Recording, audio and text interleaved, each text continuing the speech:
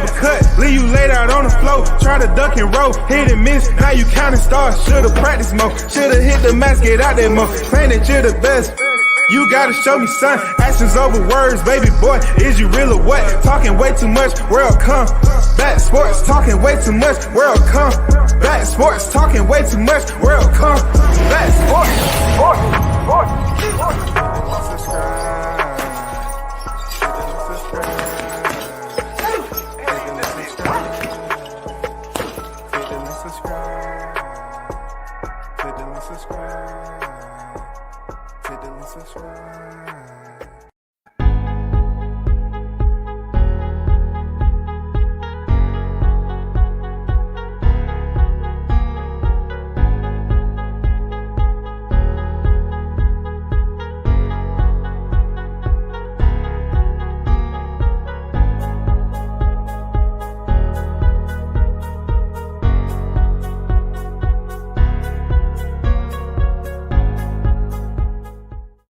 What's good? Once again, thanks for tuning in.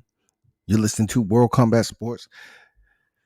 Let me be the first to welcome y'all into the new year, man, because it's not going to be like that tonight. I might not be nowhere around this mic. I'm just letting you know. It's not going to be this way tonight. I won't be nowhere close to the mic. But, yeah, I just decided to come on for a New Year's, pre-party, you know what I'm saying? A New Year's pre-party for those of you that got some time to waste, because like myself, some of y'all just probably getting in, from last night. You know what I'm saying? Some of y'all probably started the festivities and celebrations already. That's the way it used to be. I remember coming up. Shit. The party would have started on Wednesday. You know what I'm saying? Recovery Thursday, recovery Friday, recovery Saturday.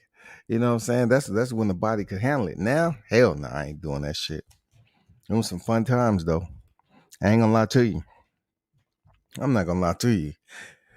But getting down to a salute to the WCS supporters as always, man. Those of you that tune in to the channel, salute to you. Big talk. You know what I'm saying? And those out there in the workforce getting it in, providing for yourselves and family, man. God bless you. We're looking forward to, the boxing MMA scene to bring in some very enticing fights next year. 2022, people have to understand, mentally it's placing your thought process that 2022 is something different. Nothing really changes except the numbers that we go by, the simulation that we go by on a monthly basis. So let's just look at it this way. Just look at it like we're preparing to go into another month, with a different number to it. Hopefully within the matrix, we're able to get the we want. All right. That's all we want is the fights that we've been calling for forever and a day. Now, there are some individuals that might be extremely exposed during 2022 to the likes of Anthony Joshua. You know what I'm saying? I think Anthony Joshua has a huge hill to climb if he's to face Alexander Usyk and is in their rematch. I don't know. I don't know what the improvement is going to be with that. You know what I'm saying? I can't call it. I was watching a video the other day where Regis Prograis and Josh Taylor was in the room. They was talking and everything, but Regis is not trying to, in my opinion, fight Josh Taylor like that. For some reason. I know he was able to pick up that Triller bag, fight Ivan Redkach, but Josh Taylor doesn't seem like he wants to fight Regis again for defend his undisputed titles. So it's just going back and forth. Like, I don't know, Regis, is Regis. Rougarou is Rougarou. I've had the pleasure of seeing him come out in his Rougarou mask. That shit is tight. But as far as him promoting himself outside the ring or whatever it takes, I don't know, man. You know, I just got that feeling and vibe from Josh Taylor that he wasn't even ready to even entertain the thought of stepping back in there with Regis Prograis. And Regis said, you know, I thought I won the fight.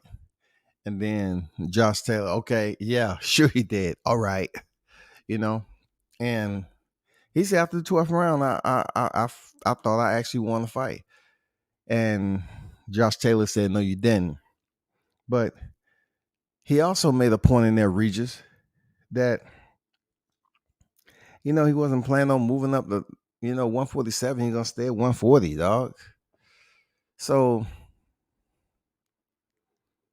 if Regis was a larger name, like a more popular, a more well, I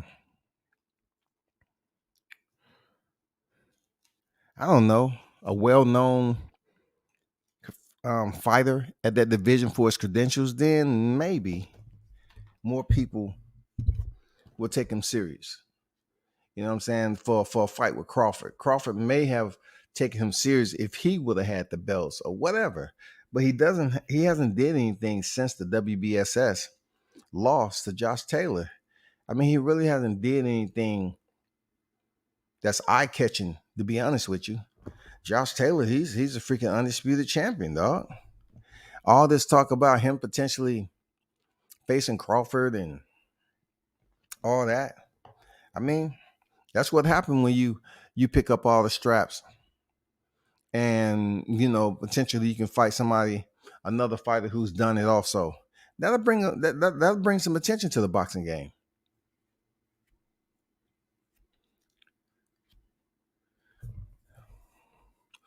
I'm really hoping at 140 that we get to see Gary Antoine Russell come out the shadows and fight a big name at the 140-pound division. Dude can fight, man. Antoine Russell can box, bro. Real talk. I just hope whatever that's going on with whoever they sign with, his manager, his people, team, I hope their release, you know, from the shackles that be the transparent shackles or whatever's holding that Russell family back from big fights. I really hope to see him step in there with somebody that's going to be crazy, you know. PG Big Dog on deck. How you feeling, bro? He said, salute WCS. Just saw a video of AJ working with Floyd. Style was seen wrong for AJ. Man, I don't know. You know, I know him and Floyd was friends way back. You know, they've known each other for quite some time or whatever. But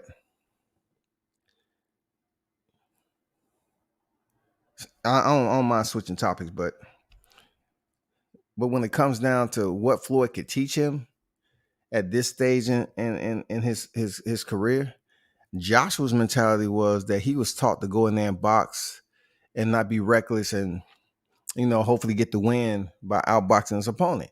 But to do that, you got to have a point in time in doing the bout that you take a risk to try to see how that works out for you. But with Joshua, his cardio has been an issue and everything else to go along with it. You know, Joshua at one point in time was a bulky, heavy 254, a sloth, and he's since lost that weight. But now he's trying to dial it in to a point where he's trying to find a different stage in his boxing game. And that core to it, the core of what he may need to change entirely is the scope of how much heart he's willing to put in, how much he's willing to risk in that ring. If you're talking about you want to go in there and you want to be reckless, you have to have the cardio for that. You have to have the heart to take that risk, because if you don't get the job done early, then you have to fight through the fatigue and everything else until you get your second win. So it has to be done smartly. What Floyd Mayweather is going to teach him, technique-wise, it has to be fluent. Is there enough time in between his Alexander Usyk loss for him to learn from Floyd? You know what I'm saying? Is it enough for Joshua? Because at this point in time, he's lost twice in 2 big fights, but yet he's trying to say, I want to reinvent the wheel because I wasn't learning. Like, what is he going to learn at this juncture in his life? Y'all hold on for a minute. What is Joshua? And this is no specific, live on any topics. You know what I'm saying? I'm just coming on here for New Year's before shit get popping. And I know a lot of y'all probably recovering from last night and shit. Hold on for a second.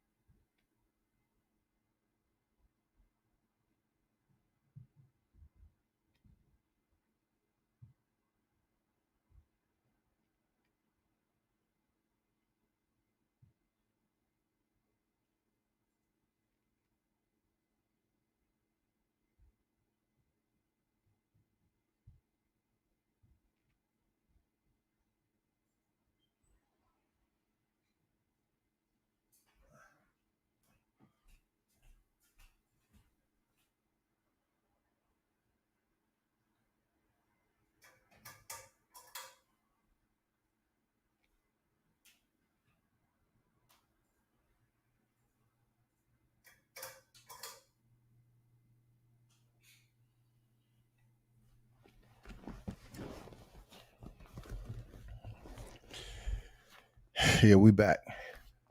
Sir Ken on deck. What's good with you there, Sir Ken? Happy New Year's. You know what I'm saying? It is what it is. 2022 is on deck, really. He said, welcome back, sports. Salute to the room, to the chat. Smash the like button. Appreciate you always there, Sir Ken, pulling up and supporting, bro. Hopefully you enjoy your holidays, man, and making it to the new year safe and sound. But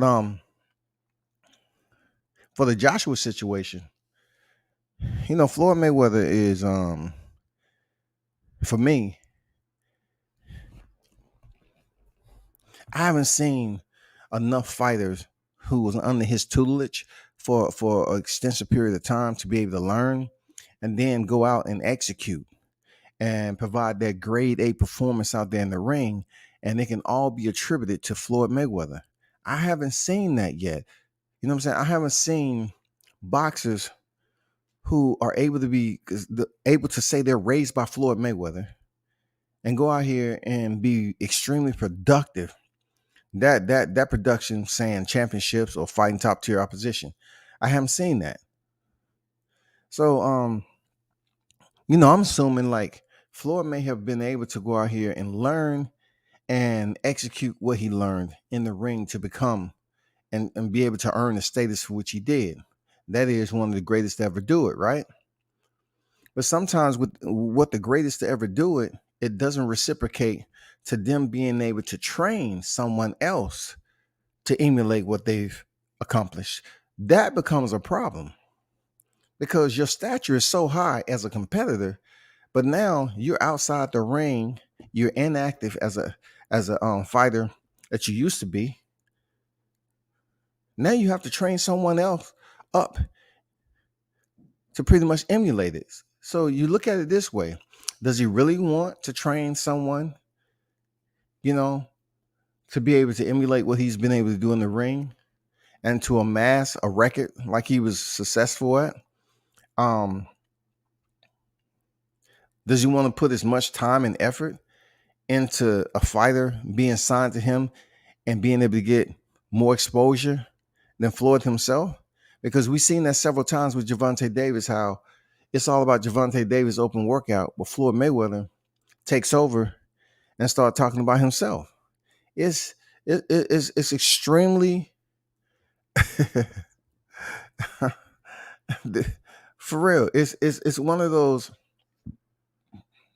adult, it's almost like an adult tantrum.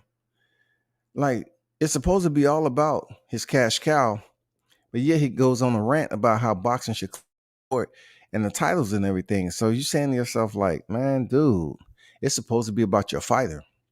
So in that reference, the last part of it to me is, does he possess the teaching tools with his lifestyle? Does he possess the teaching tools to raise a fighter up in a short period of time like Joshua or any other fighter?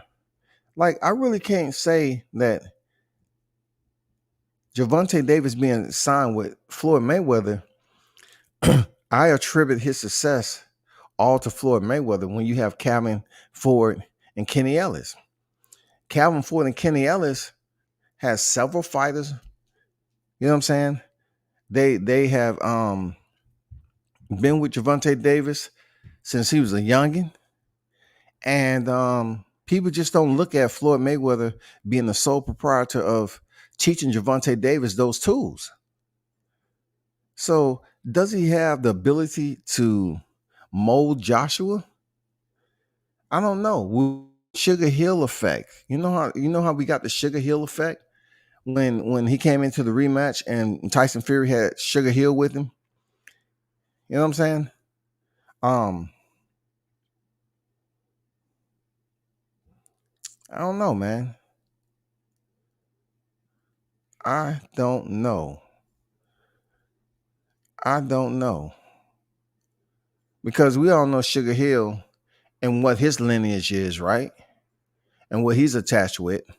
And then when it comes to Floyd Mayweather, you know, his lineage is that of a boxing family. So if you place your palm up and weigh the boxing lineage when it comes to family, fighting family, and Floyd Mayweather, you have that, okay? And then also you put up your other hand and you weigh in the Sugar Hill training aspect of his lineage when it deals with Crunk and Emmanuel Stewart and everything. So which one can benefit? Emmanuel Stewart was never a boxer in the status of Floyd Mayweather, right? But also Floyd Mayweather has never been the trainer that Sugar Hill has been able to accomplish, his credentials. So they kind of offset one another. You know, Floyd Mayweather has the career. He has the competitive edge. He has the skills. He's actually was a boxer that made it to the highest level. Then you put in consideration what Sugar Hill was able to do in the training realm of boxing and the success he's been able to have with champions. So right now, who's winning? I say Sugar Hill's winning.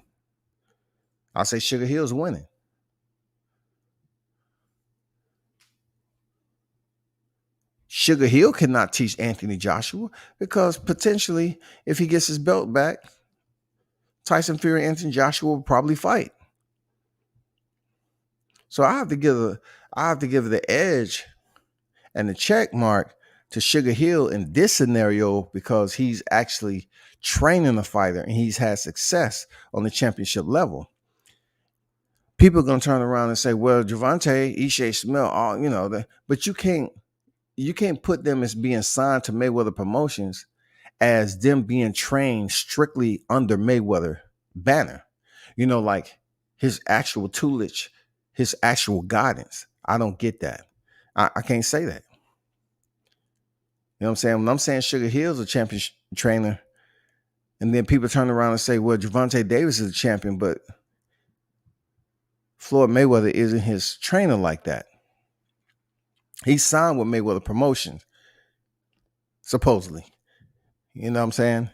From my understanding, he's going to hang around in that area, but he's not going to be under Mayweather's banner. We'll see how that works out for him. Ghost on deck, what's good? Say salute, King. Salute you, King. How you feeling? Luz Ortiz came in 243, 1-4 prime time. Ortiz, yes, man. Ortiz, you know, I'm looking forward for that fight. Bruce Gold, Boxing Jazz, and more on deck. How you feeling, bro? Salute my brother Scotty at World Combat Sports. Appreciate you, Bruce. OG on deck. Appreciate you pulling up, man. Happy holidays to everyone that's in the chat. Emmanuel and Sugar have been teachers. Floyd is an amazing boxer and arguably one of the most intelligent boxers of all time, but he has never been a teacher.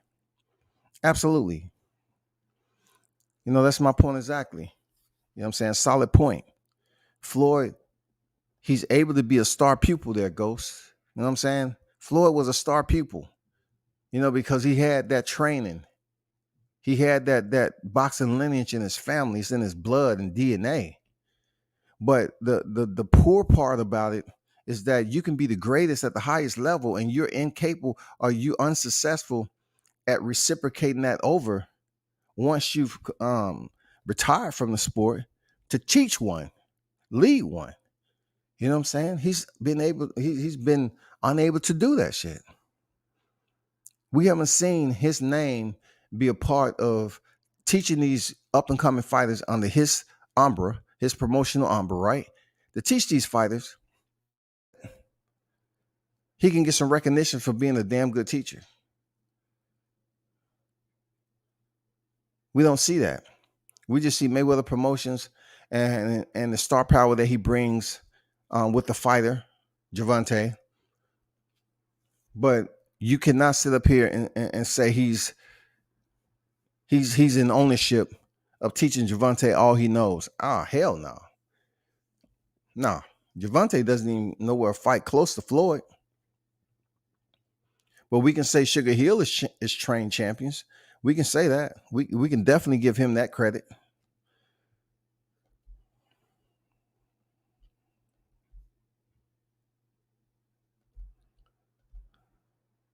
My other issue would be, how many heavyweights have you seen come out of the money team as a whole, training that 154-pound guy at a heavyweight with the experience of a Joshua are two different things. You're right, dog.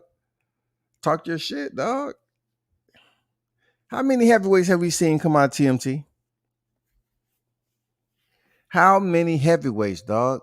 How many heavyweights? So it leads us back to this, right? And once again, boxing having no commander in chief. Who recommended Anthony Joshua to go to Floyd Mayweather? Who? When he initially came over here to the damn U.S. footprint, where was he? Out there running Shields. Running Shields is, one of those guys who is established, he's credible, and he's respected as a trainer in his professional sport. Why? What happened? What happened over there? Because when he first touched down, he was over at Running Shields, and you haven't heard anything else about it. I mean, was it distractions going on over there? I don't know. But now, training with Floyd Mayweather, I just don't know what you're looking for. What do you want him to help you improve there, Anthony? Like, what do you want, bro? He doesn't have a good track record, just like Ghost mentioned. He doesn't have a track record with heavyweights. You don't have the footwork of the lighter weight fighters that's under his promotion. So therefore, I'm just curious, like, what's going on here? Like, what's happening? Like, are you confused? Are you just going over there for a friendly, 3-week type of deal? I have no idea what Anthony Joshua, who basically advised him to go to Floyd Mayweather. I don't know, bro. I don't know, but I'll tell you like this. He's going to have to figure it out. Because if he doesn't get those belts back from Alexander Usyk, he's about done. He's about done. If he goes in here and gets stopped again by Usyk, it's a wrap. It's a wrap, shawty. That big payday you was looking for Tyson Fury is out the window unless you go back in there and defeat Alexander Usyk. Now, Joshua is a three-time unified champion. And y'all remember me saying this back then? Like, I felt that this was all a part of the manufacturing plan for Joshua to become a three-time unified heavyweight champion, so they can stand him next to Muhammad Ali in history and say, oh, Muhammad Ali was a three-time heavyweight champion. Well, so was Joshua too. He's a three-time unified, this, that, and the other. I mean, that's what they want to use now. Then he lost. I said, okay, he's lost to Andy Ruiz. Let's see what happens in the rematch. Let's see what controversy is here. Let's see what they throw in there. Is it going to be legit? Are we looking at a fight that we see him playing out, and it seems like it's no smoke and mirrors. You know what I'm saying? There's no magic show behind it. There's no corruption. There's no predetermined results here. We have to see it play out.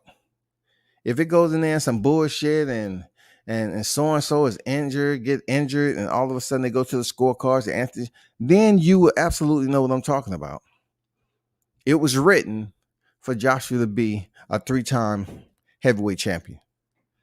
Go say Floyd Jim focus on movement. You cannot add the under 160-pound footwork to Joshua in a short camp, especially knowing he tires. Speaking of footwork, there goes. We know Alexander Usyk, who is good friends with Vasyl Lomachenko. They have pretty decent footwork. They do. I have to say they have pretty decent footwork, and that's something they had to work on. They have pretty decent rhythm, him and Lomachenko. I'm not trying to be facetious when I say that, but once again, does Floyd have what it takes? Does he have the resources to teach Anthony Joshua, a heavyweight, to be able to move like a Alexander Usyk, a Luis Ortiz, a Frank Sanchez? Do he have that capability? I don't think so. Even him being on Dancing with the Stars, I mean, he still didn't, you know what I'm saying, in my opinion, learn enough to teach his fighters how to move with coordination and fluidity. I don't get it. I don't think he can. You know, Joshua is one of those heavy, flat-footed fighters, dog. Like, somebody need to send him to a freaking breakdance class, salsa, ballroom dancing, something like Lomachenko said that his pops put him in back in the day, and he learned foot coordination. He says the best thing ever that happened in his career. The best thing ever. I think a lot of boxers should take dance classes. You'll be amazed at what you're able to do. A lot of boxers should take dance classes, man, to get their coordination down so they won't be flat-footed fighters, i.e. F.A. Ajagba. Ajagba should be front and center goddamn in dance classes right now. That dude is a flat-footed, super flat-footed. They just need to go to the Luis Ortiz class where you learn how to box on the balls of your feet. You learn how to throw a jab with movement. You shouldn't have to worry about your power hand touching your opponent and just throwing your jab out there for GP. Like you're really not expecting it to basically do any damage. You just put it out there as a distractor. Luis Ortiz put that jab out there for effect. You know what I'm saying? For effect.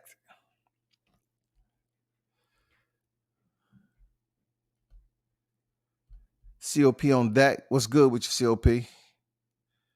He says, salute World Combat Sports, salute to the chat, and Happy New Year's to everybody. Happy New Year's to you, brother. She, we here on deck, man, with it. What's good, she? Happy New Year's to everyone in the chat once again. Ghost says Joshua should go to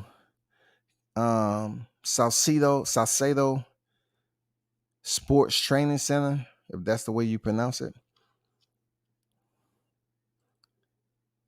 Caicedo Center, only place America with that many elite southpaws, switch hitters, and disciplined, skillful, 200-plus pound fighters. Thomas, what's good?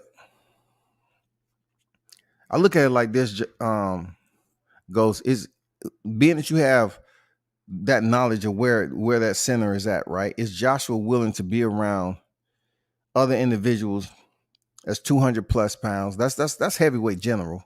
I'm not tripping on the weight, but I'm saying I know what you mean. But I'm saying, can he jump outside the comfort zone in an area where he's going to be around some other hitters? You know, it might get a little rough. I heard Joshua's been, in situations where he got getting fucked up in sparring. And we all know he has a chin problem. So Is Joshua willing to get into these grimy, dirty sparring sessions training sessions where he can start learning how to defend himself, for one, how to move his head on a continuous basis, and also use his offense to a point where he can sustain his cardio. He's not doing too much. He's in the heavyweight division. Be smart. Be tactically sound. You know what I'm saying? That's all you got to do. It's easier said than done, but with remediation, Joshua's been in the game long enough. See, that's what happened when you go through the Olympics and you rob somebody else of the gold. When you're in the London Olympics and they pretty much rob his opposition and give Joshua the gold, now you got to prove yourself. And he was able to get to a point where he was in the protection committee. He was in PC.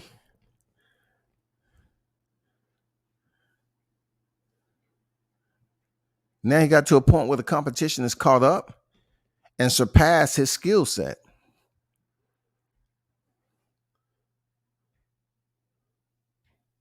Mandatories is a bitch, ain't it? Y'all gonna hey, there's some boxers gonna be loving that franchise, but mandatories is a bitch, right? Mandatories come up and look, mandatories goddamn have your ass being exposed like a Kodak picture. Have you waving in the wind and shit, waiting for that. Oh shit, I see some. See what happened to goddamn mandatories, man. Mandatories, bro. Mandatories. That shit be fucking some stuff up, don't it?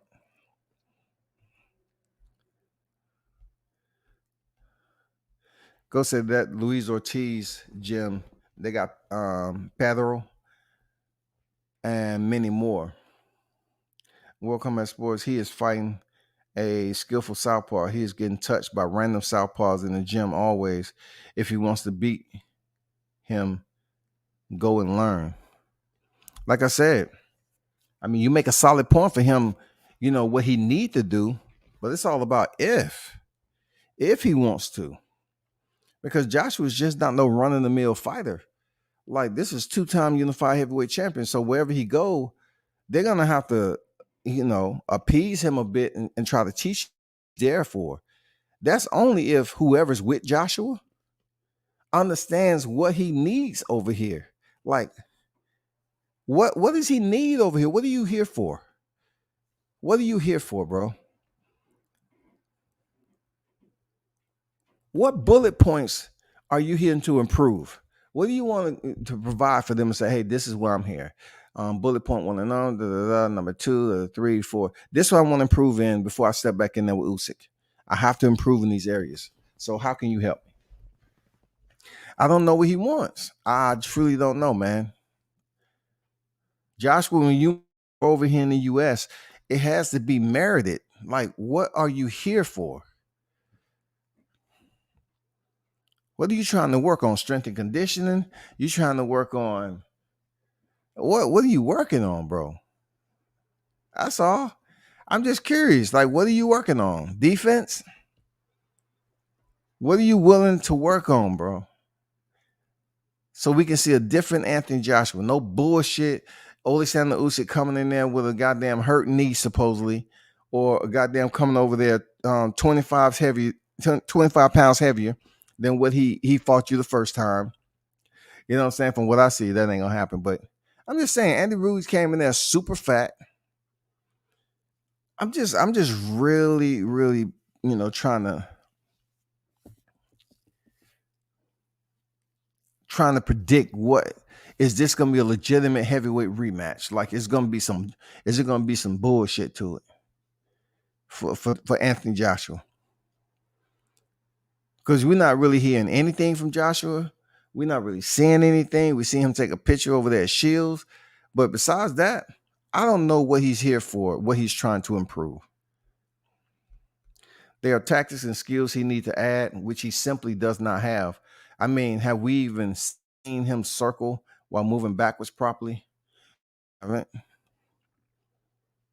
you know what I'm saying? I'm going to say never. Didn't it happen in the Klitschko fight? No, he might have just been hanging out on the ropes and taking punishment and waiting till Klitschko got tired and then moved off the ropes. I don't know, man. It was a lot of clinching in Joseph Parker fight.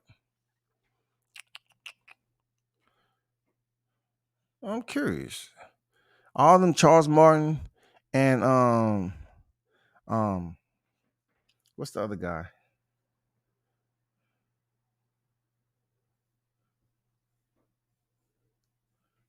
What's the other heavyweight that was knocked out early by Joshua?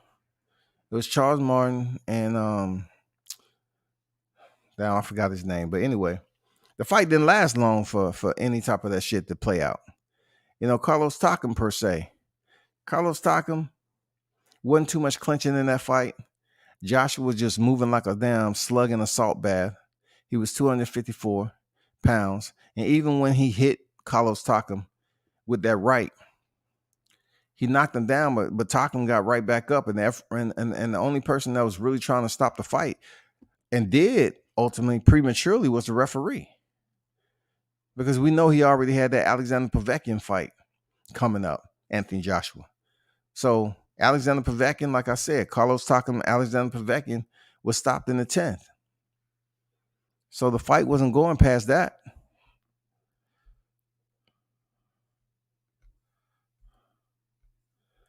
Joshua need to use to having yes man around him. I do not think he has it in him to go and learn in those types of places. It takes humility to do what he needs to be done. True facts, man.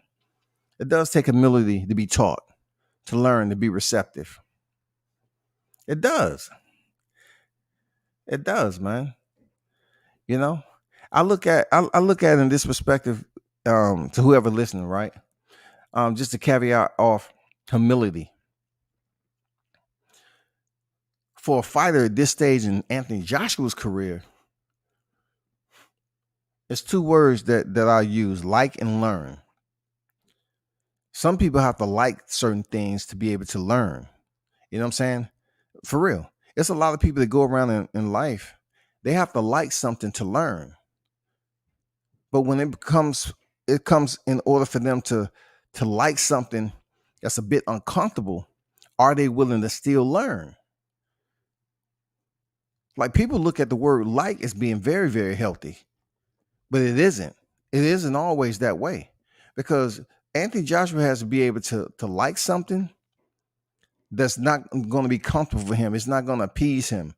You know what I'm saying? He's going to have to humble himself, like Ghost said, and he has to be receptive to liking something else other than what he's comfortable with liking.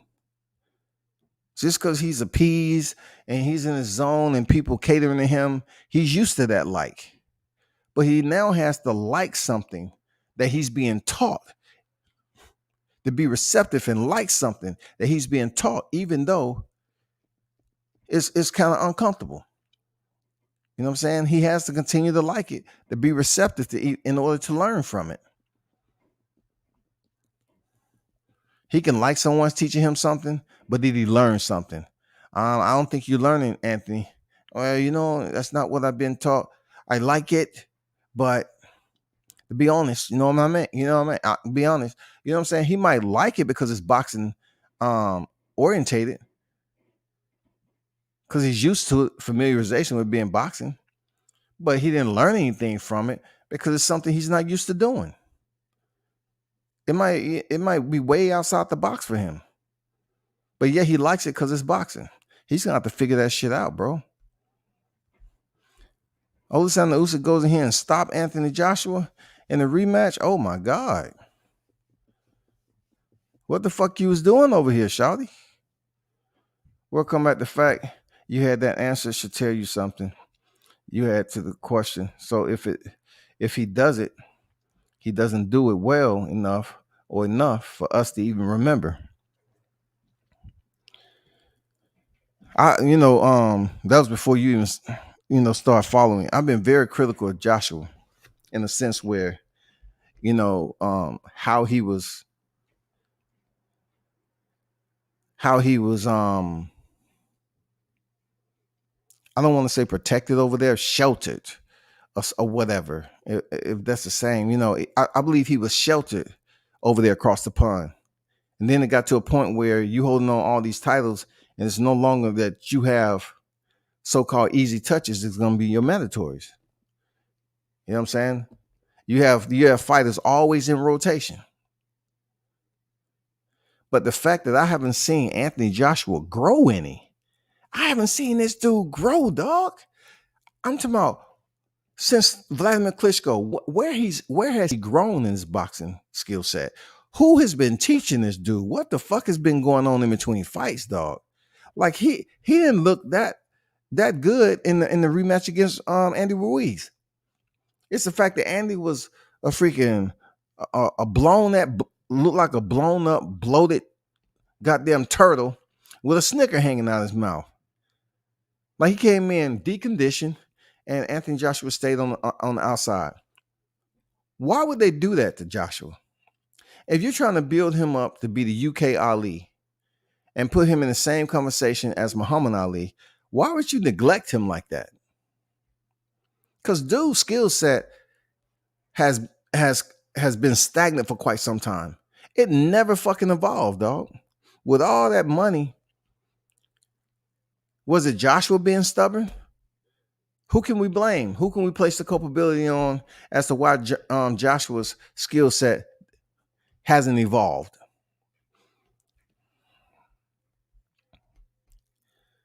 How I know he doesn't have it in him? What did he say after the fight? He said, F trying that boxing art BS.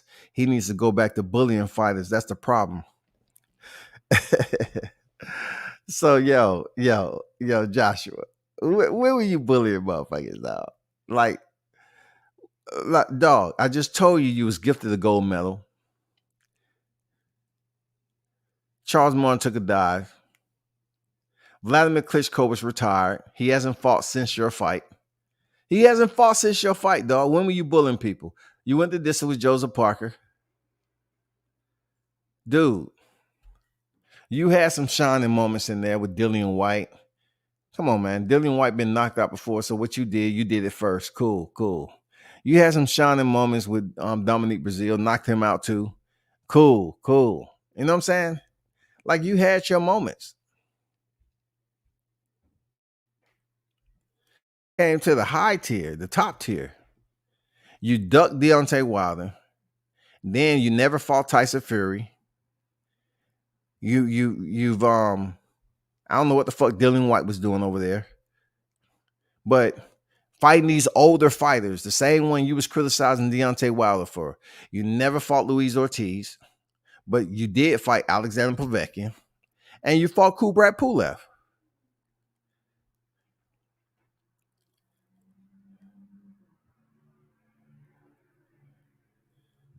But when a young lion crossed the motherfucking into the fields where you at from the cruiserweight division, you get manhandled again. What's going on here? Like, why your skill set haven't evolved, dog? Ortiz told him, come over. I'll teach you how. Joshua's yet to go. Look at the style he's facing and who asked him to come. He's fighting a skillful southpaw who can drop 5-punch combinations. Shout out. Yes, sir. King Kong. Great point. And you know, once again, going back to what you were saying earlier. Humility, right? We really don't understand. Look, we really don't know if Anthony Joshua was mature enough to get taught by someone he may potentially face before he hang up the gloves there. Ghost. You know what I'm saying? He may not have it in him. He may not be mature enough to be taught.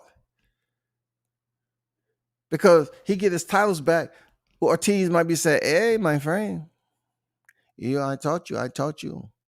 And bye, my friend.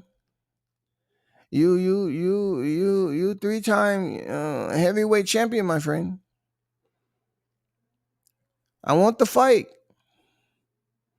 Let's go, Joshua. It's time.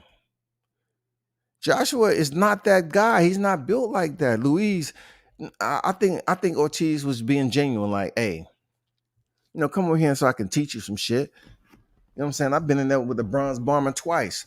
The very person you ducked. I've been in there with him twice. Man. Come over here so I can teach you. like I said before, I don't know if Joshua has it in him deep down inside, bro, to make that decision to be taught by somebody that's in his weight class, and he might fight before he hang up the gloves.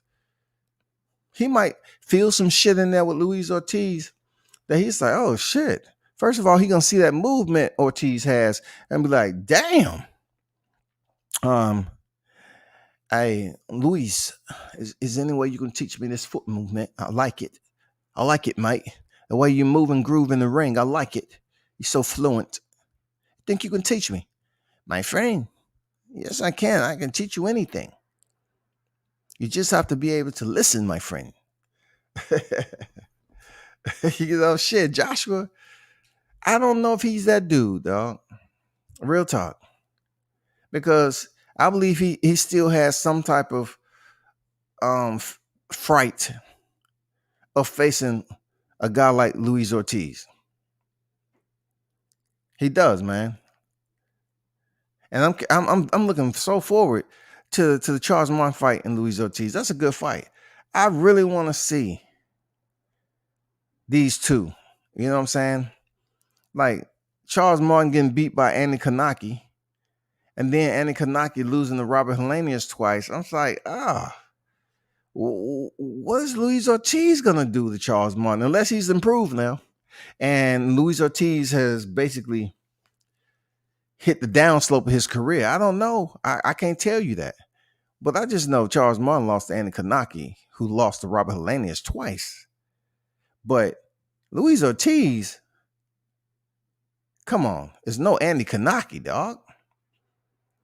Much better fighter. So this is going to be very interesting when it comes to Charles Martin. Real talk. You're right. Whoever wins is fighting Ortiz next for the IBF. Ortiz going to be like, hey, my friend, my shot now, my friend. That's why Joshua didn't go over there. He's trying to plan out his escape strategy. You know what I'm saying? His escape route. That's all. Let's get on the phone. Call Eddie. It's my turn. Tell my friend, Joshua, I'm coming. Ortiz's first fight in his life, amateurs, was Felix Savon. That offer was the best shot he had. I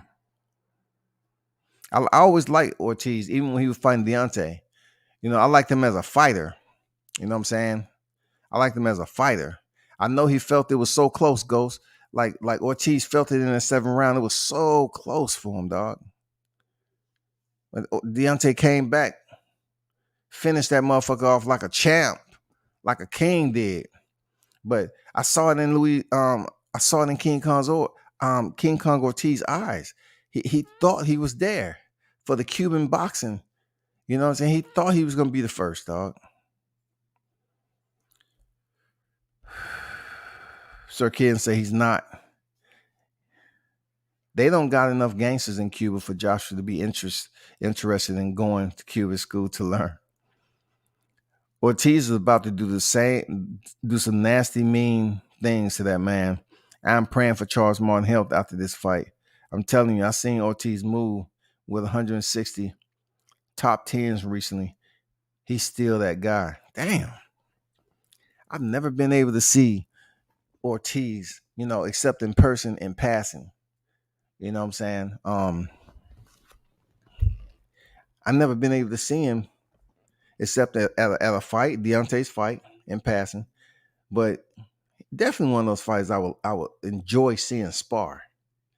You know what I'm saying? Like I really wish I would have been able to see Edgar Berlanga spar. Patrick Cora. One of these Puerto Rican fighters that I just introduced to. I just wanted to see, the mystique of Edgar Berlanga and how he goes about sparring and so forth. You know what I'm saying? I would have liked to seen that with Ortiz, being he seemed like he get down to business, and he's still relevant. The only 2 losses on his record is to Deontay Wilder. That's when Wilder was WBC world champion. So he's still relevant.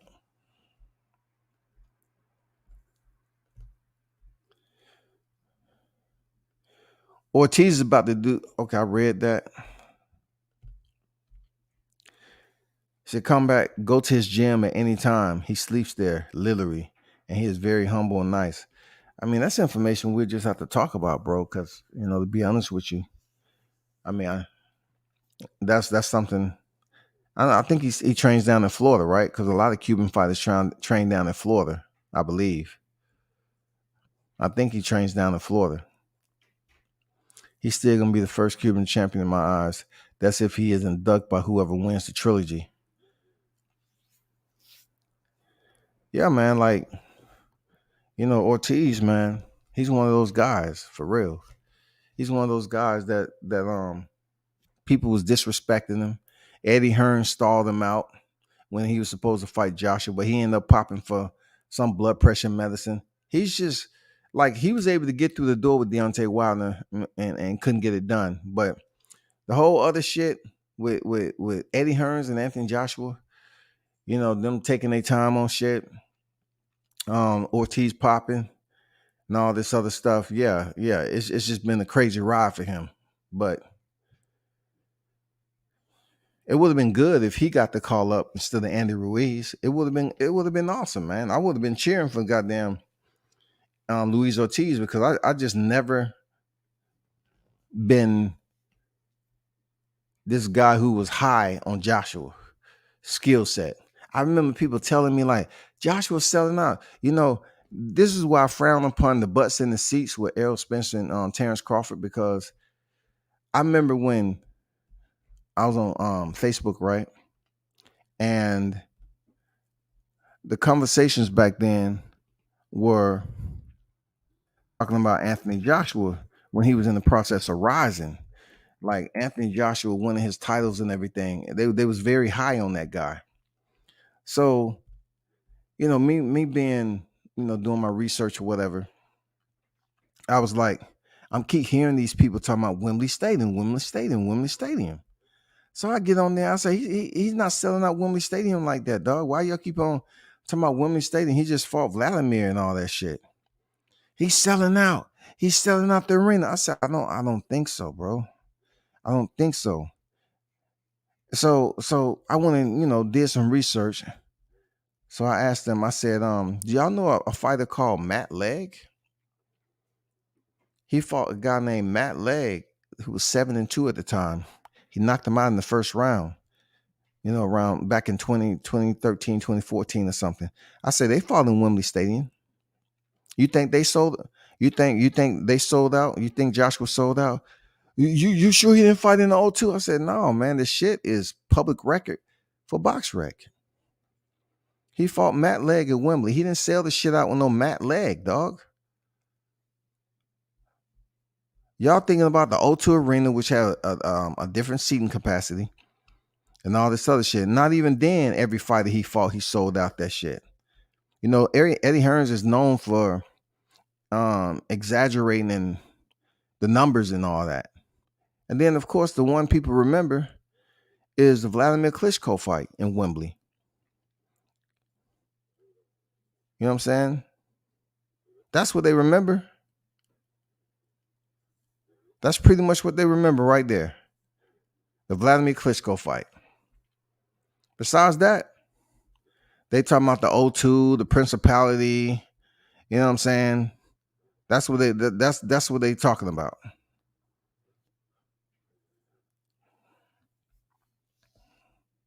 That's why I don't put too much emphasis in butts in the seats, because the butts in the seat part of it is all up to speculation. It's a lot of hearsay from those entities that may be prominent role players in the game. They want to put false numbers out there for people to latch on to basically enhance the value of their fighter to the public. I can get where they're coming from, but deep down inside, internal, when they have to do that business internal to the promotion, they know the real numbers. They know the real numbers. So when it comes down to them putting them numbers out there, they have to actually do enough promo for that fighter to turn back around. If they're going to fight on PPV or even them fighting a regular fight, they're going to have to sell it to the public. That'd be a hard sell over here in the US for Anthony Joshua and Alexander Usyk, for people to just come out and flock to the arena. I don't think they desperate like that. You know what I'm saying? I know Hearns is kicking himself in the back of the head now. When he was over here in NYC, when Joshua was supposed to fight, and damn Jarrell Miller popped dirty. Then came Andy Ruiz. I know he kicked himself in the head when he was out in the streets talking about, do anyone know Deontay Wilder? Do you know Deontay Wilder? Who is he, a basketball player? Do anyone know Deontay Wilder? Who he is, a usher? You know, do anyone know Deontay Wilder? He was a football player. It was so set up, so faked. He went through all that trouble to put on a facade in the streets of NYC asking who Deontay Wilder was. And then Joshua would go in there and get his ass kicked. You know what I'm saying? That shit wild, dog.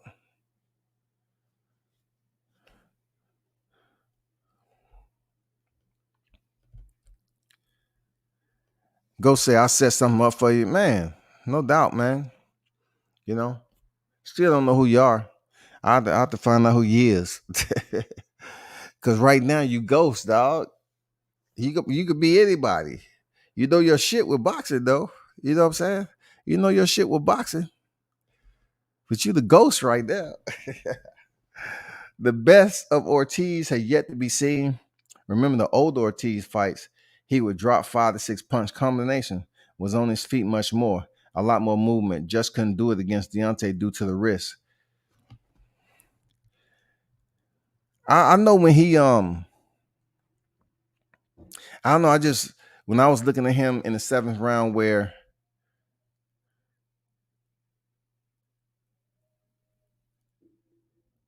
he was able to land that punch and rally on that 7th round. I saw it in Luis Ortiz's eyes. It was right there, man. Like being in the bikes and shit, right? You learn how to use 2 levels of vision. Like you're looking at one thing, but you're really paying attention to the next. I was looking at him land punches on Wilder, but I'm looking at his eyes at the same time. It really does nothing to me to just home in on the punches because they're where they're at. I can see them. But I was looking at his eyes and, you know, his determination. I knew the history. If he would have won that fight, it would have been huge for Ortiz. And he was just in it. Both hands, man. He was leaving nothing. He was leaving nothing, dog. He said, this is all or nothing. It's it. He tried. And I always respected that about Ortiz. He tried. Deontay Wilder was the better fighter, dog. He weathered the storm and he stopped him. But that shit, when they fought in the rematch, that shit right there, Ortiz, you know, he was pretty much coasting the first half of the fight. The first 6 rounds, you know, Ortiz was coasting. But on the other hand, I never felt that Deontay Wilder was in trouble. I just felt like when I say Ortiz was coasting, he was having his combinations. He was having an easy go, but that easy go was more so due to the fact of Deontay Wilder's inactivity. Like he really wasn't all out, you know, going out there to bang it out with Ortiz the first 6 rounds. He wasn't. He was just taking his time. You know what I'm saying? Moving around. And Ortiz was pretty much landing more effective shots until the 7th round. The 7th round, he got blasted, dog. I ain't never seen a shot look like that. It seemed like the spray, it was the sweat off Ortiz's head was his soul. When Deontay cracked Luis Ortiz, the spray, the back spray from the sweat on Ortiz's head was almost like his soul was removed like Ghost. You know what I'm saying? Like the movie Ghost. It seemed like the shit came out of his body. But anyway, man, shout out to the King Kong, man. I'm going for him against Charles Martin. Shout out to him, dog. The best Ortiz is yet to be seen. Remember the old Ortiz? I read that. O2 came up with a policy limiting the amount of tickets they sold to resale companies to tackle what Eddie was doing with StubHub. Yeah. Man, it's amazing you even bring that shit up. Wow. When I was telling people about Eddie Hearns taking a huge amount of tickets and doing what he want with them, man, they were saying I was lying back in the day. This was on you. This was on Facebook.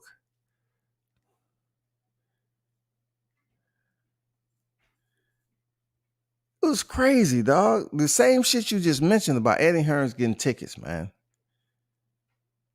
And the way he was trying to finesse the situation with ticket sales.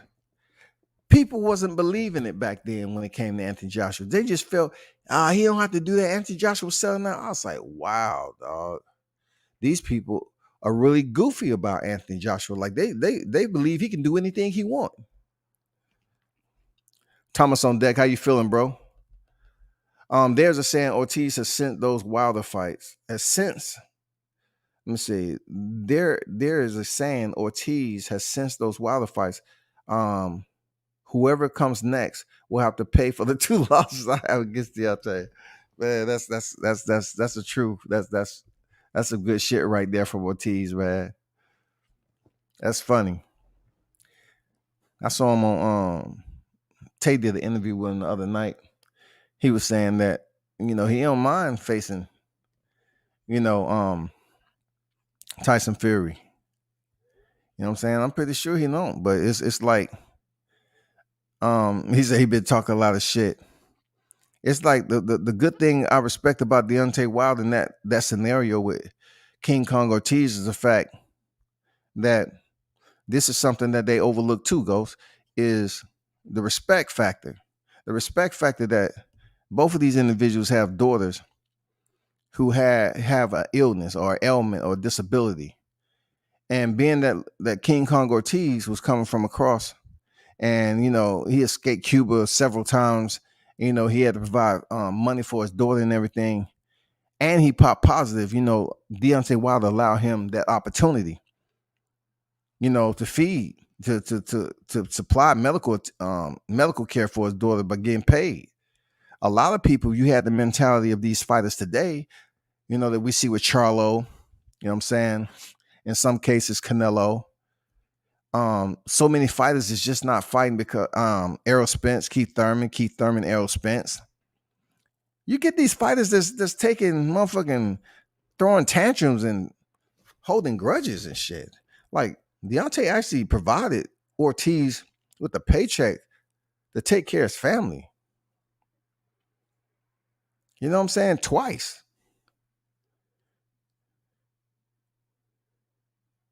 When people was talking about he popped dirty and he a dirty fighter and shit like that. So I always liked that fact. I respected the shit out of it. You know what I'm saying? For Deontay Wilder to do what he did.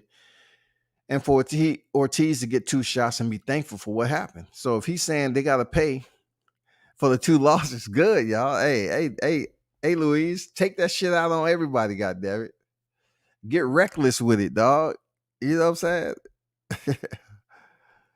Those sold out arenas, right then, let me see.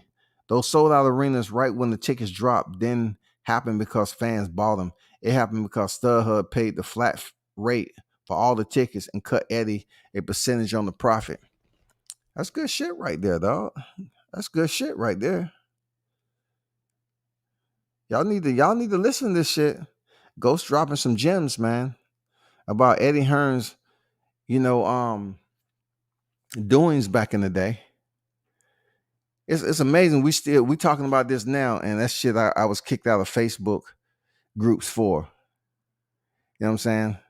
I was kicked out of Facebook groups way back when I was, finding out this shit about Eddie Hearns, man. Him exaggerating the numbers on Joshua, and people up here just running with it like he's selling out arenas. He's doing this. You're just a hater. Deontay Wilder ain't selling out shit. What has he done? It was almost like the same language we hear in the YTC with Crawford Spence. I bullshit you not. I remember all that. Some of it I entertain if I feel like it, because I know I've been there with the Facebook shit when I was on Facebook. And when you be in there with Facebook trying to interact with these groups who have like 15 or 20 admins, and they all supporting the same narrative. If one of them support Joshua, if that group support Joshua, you can't really say shit about too much about against Joshua. Else they'll block you, man. They just kick you out the group.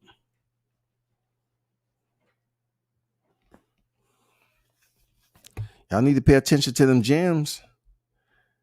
This gem, man. Talking about Eddie Hearn's the way he do business. Like people read what you just put in here and they won't even give it a second blink if they look at some of the fighters that's over there right now. You know what I'm saying? Some of their favorite fighters. They say, oh, well, so-and-so signed with him. He couldn't be that bad. Okay, but you don't know everything about what's going on. You know, you don't know everything about the numbers. With resale, that's a sold out arena. Yeah. Yeah, because Eddie Hearns has already scooped up those tickets. I mean, it's many ways to say the arena sold out. I mean, the shit happens, believe it or not, the shit happens with some of the bigger promotions that you know up there. I know for a fact. I even know the people who actually participate in it. You know, so that shit Eddie's doing is still happening to a point here. But just like with Eddie, what you just mentioned, they starting to crack down on that shit. Why? Because individuals are doubling and tripling the prices of these tickets, especially on big fights. They're walking up out of there with pocket loads, man, bag loads of cash, dog, selling these tickets. They give a portion to third party, and then they sell them to certain people that got money. They try to purchase or sell tickets where the seats are together. You know what I'm saying? Oh, you gotta buy this amount of tickets if you want to sit together. That's how they getting over, dog. Fury had the option to fight him when Fury fought Otto Wallin. He said no. White did the same 3 times. George the same. Ortiz and other Cubans have love for Deontay for what he did. That's what's up, man. That's what's up. We all know Dillian White didn't want that smoke. We all know that. You know what I'm saying? And why? And you know, it would have been good to see Tyson Fury step in there, but you know, Fury wasn't gonna, like, that's a perfect example once again. Recall, right? In comparison, the recall in comparison, as I call it. That takes me back to what we experiencing right now. Fury turned down Luis Ortiz because he knew it was a dangerous fight, but yet the first fight was a draw, right? So he was headed back in there for a championship fight. Why face a dangerous opponent, or so to speak, like Luis Ortiz? Same thing I say for Terrence Crawford. Terrence Crawford, he's not in a point where he's getting in there for a title shot. He's going for undisputed. So why in between time you're going to mess up the bag? Tyson Fury knew he was going to get paid well going in there against Deontay Wilder to get that WBC strap. He knew that. So that makes all the sense in the world, that it's proven that boxing is a business. Fury wasn't trying to sabotage that shit. And also Terrence Crawford isn't trying to insert anybody that may mess up, you know, what he has potentially stepping in the ring with Errol Spence. You know what I'm saying? That's if Errol Spence wants to fight. Errol Spence may not want to fight and keep on talking about 70-30. If that continues, he don't want to fight. You cannot talk bad about Deontay and Cuban Gym because everyone knows everyone. I can believe that. If people know how bad the situation with Ortiz's daughter really was, that was a beautiful act of kindness. Absolutely. And you know, Ghost, that's the reason why when I was on all these debates, when they was calling Deontay all these names, saying he was like, I was back in there with the hardcore Deontay Wilder debates in Facebook. Like YouTube is a bit different. You have people that's in the chat that's willing to be disrespectful, but it's not in a mass volume like Facebook. Because some people don't have YouTube accounts. But I remember they was calling them classless. And they was talking all this shit like they do about Terrence Crawford, bro. And when the first Deontay Wilder and Luis Ortiz fight was coming up, man, it was so many people. What we did, fight night thread. We did a fight night thread. And it'd be people all in the thread. That's one thing about Facebook. Them fight night threads, they be popping hard. It's depending on what group you in. And man, I swear to you, man. The conversations leading up to that fight, you would have thought they grew up with Luis Ortiz. Like, it was a whole nother situation where they was supporting Luis Ortiz because they hated Deontay Wilder. They were supporting Tyson Fury because they hated Deontay Wilder. When he hurt him in the 7th round, man, that shit was going crazy. And that, man, it was so much money out there. They was betting and shit. And they was just all, I mean, I'm talking about they was dogging the man out. They weren't even thinking about what opportunity he was providing for Ortiz, what he was doing for his family. They weren't thinking about the act of kindness. They weren't thinking about Ortiz popping and Wilder saying, fuck it, I'm going to give you a chance. You know what I'm saying? I'm not thinking about none of that. And furthermore, you know, Ortiz was a dangerous opponent. Well, first time Deontay Wilder fought him, he was undefeated. And he's a southpaw that moves. I mean, I'm talking about Ortiz has some of the best footwork in heavyweight boxing.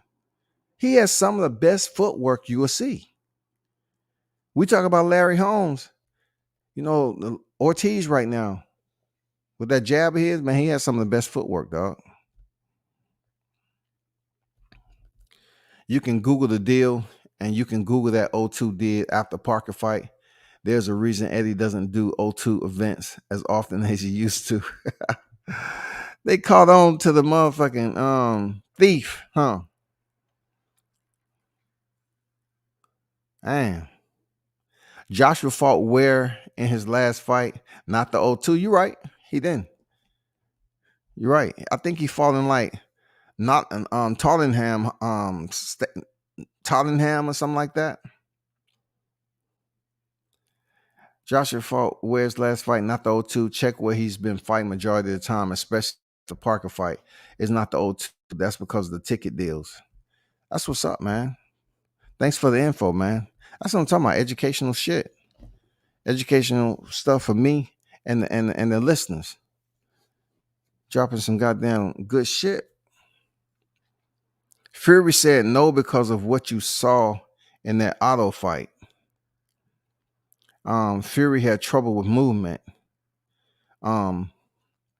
He cannot deal with angles of movement well. Steve Cunningham fight, another example. Well, from my understanding, I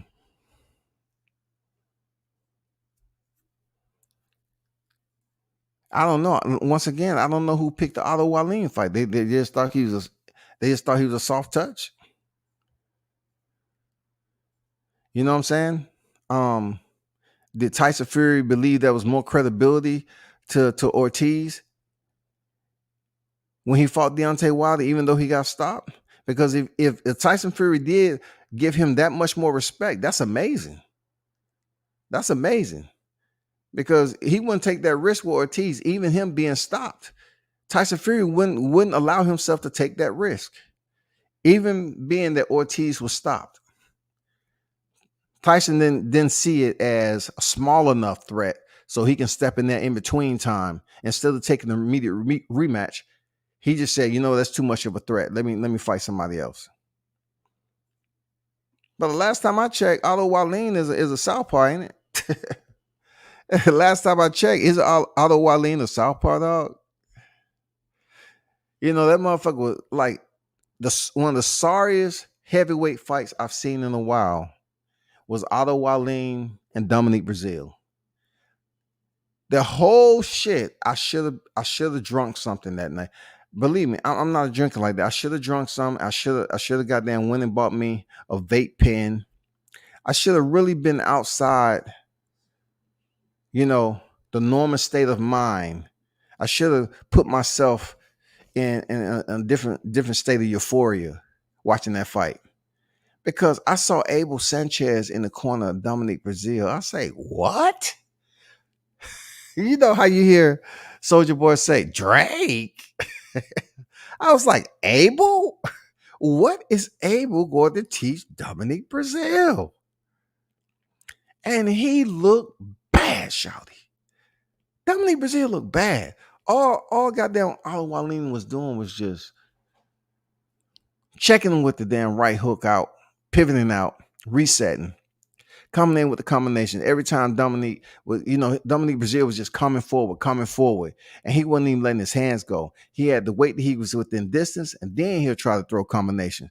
By that time, I was just check hook him, pivot out, and one time, man, he left Dominique Brazil looking out into the audience. You know what I'm saying? He embarrassed him. It was almost like the check left hook of Floyd Mayweather did to Ricky Hatton. He damn near, the only thing that was different that Ricky Hatton was headed to the corner and Dominique Brazil was headed to the ropes. It was freaking embarrassing, dog.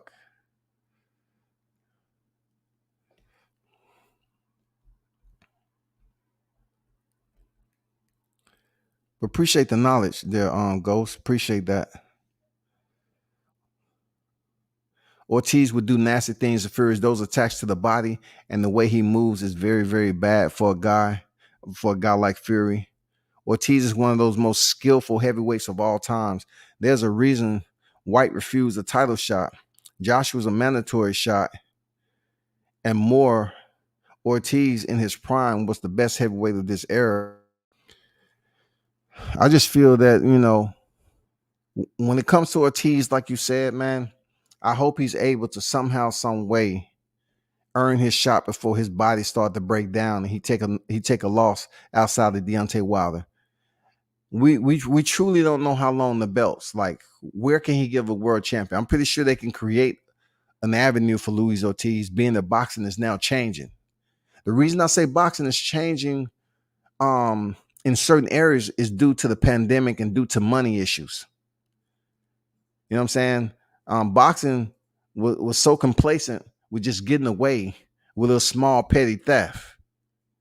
But now those little areas, those little pockets have closed down. And just like Ghost was saying about Eddie Hearns, not doing business with the O2, it's a lot of shit that's going on with PBC too.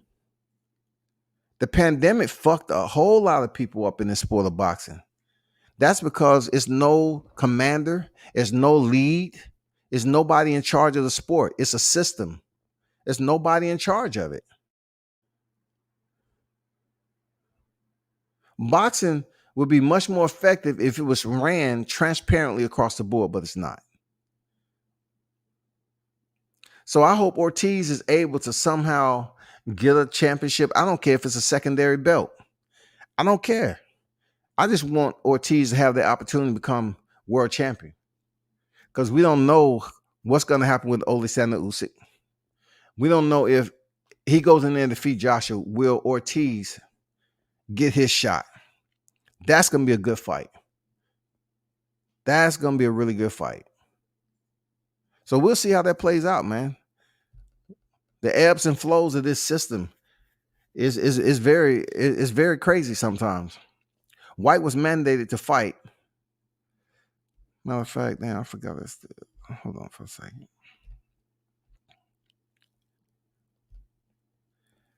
White was mandated to fight Luis Ortiz in 2019. Ortiz asked to go off the Fury Wilder card to fight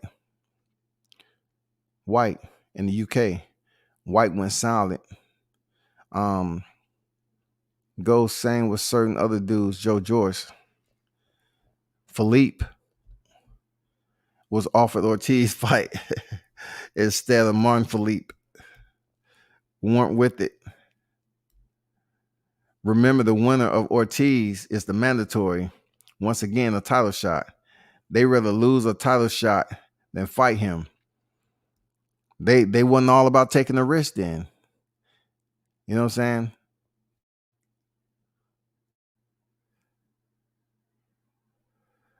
saying? Philippe is definitely not ready for that. Philippe is definitely not ready. But Martin's been in there, though. Martin's been in there. Martin has been in there. He's been a champion. Charles Martin reaped the benefits of Tyson Fury's um, you know, so-called forced retirement from the sport where he ran away, his resignation when all that drama and scandal was going on back then. So, Martin, I think, had a title fight in January, February the following year for that IBF title. He was in there with Glasscoff, wasn't it? Something like that. If I'm not mistaken. So Charles to pick up a title, scoop up Tyson Fury's freaking residue, and then go in there and take a dive against freaking Anthony Joshua. I'll stick by that.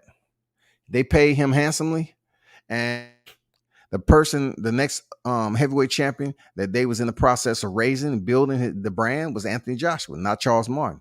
So Charles Martin took the payout, boom, went out, was knocked out, supposedly.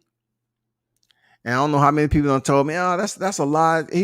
Look at the fight, please. Even if you go back, look, I got receipts, bro. If you go back to when he fought Andy Kanaki, even the commentators was talking about it. You know what I'm saying? It took him a while to recover from that shit. It took him a while to recover from that because people on the outside are seeing it for what it was. You know what I'm saying? Folks were talking about all the PPVs coming up, COVID. The lack of those gates really impacted a lot.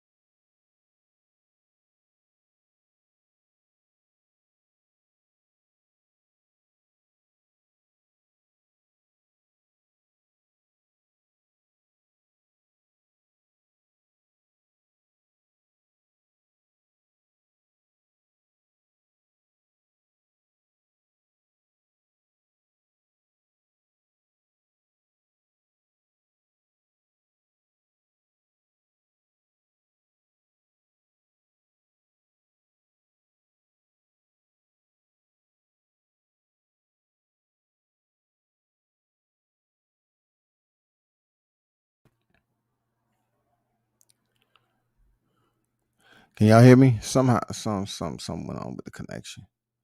Hold on, let me fix this over here.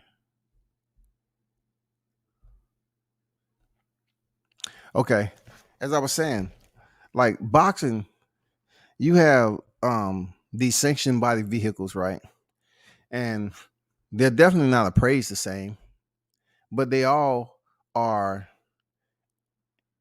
driving in the direction of boxing. They're all putting on fights in boxing. They're all moving forward with calendars. They're all going somewhere in the direction of. That's what boxing. But it's almost like they don't have the same itinerary. They all have different itineraries doing their own little thing. So if someone breaks down along the way, let's just say the IBF breaks down along the way, the WBC, the WBA, and the WBO has absolutely nothing to do with it. Not only that, right? It's the fact that the promotions, the top tier primary promotions should be a higher number than what it is.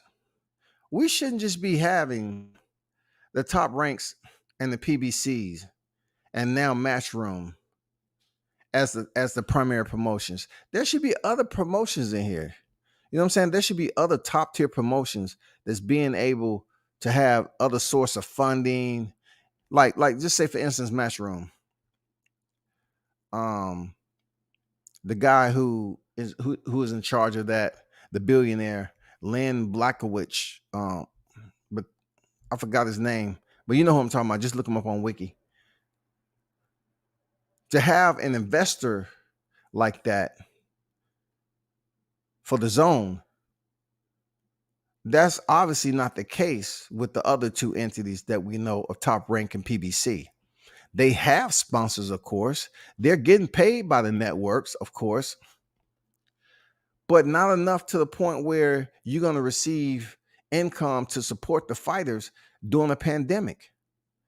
The promoters are not coming up. If the promoters aren't having a live gate, where can they get the money from? The investors? The investors wasn't going to goddamn supply a monthly stipend to all these fighters to survive and put food on their table.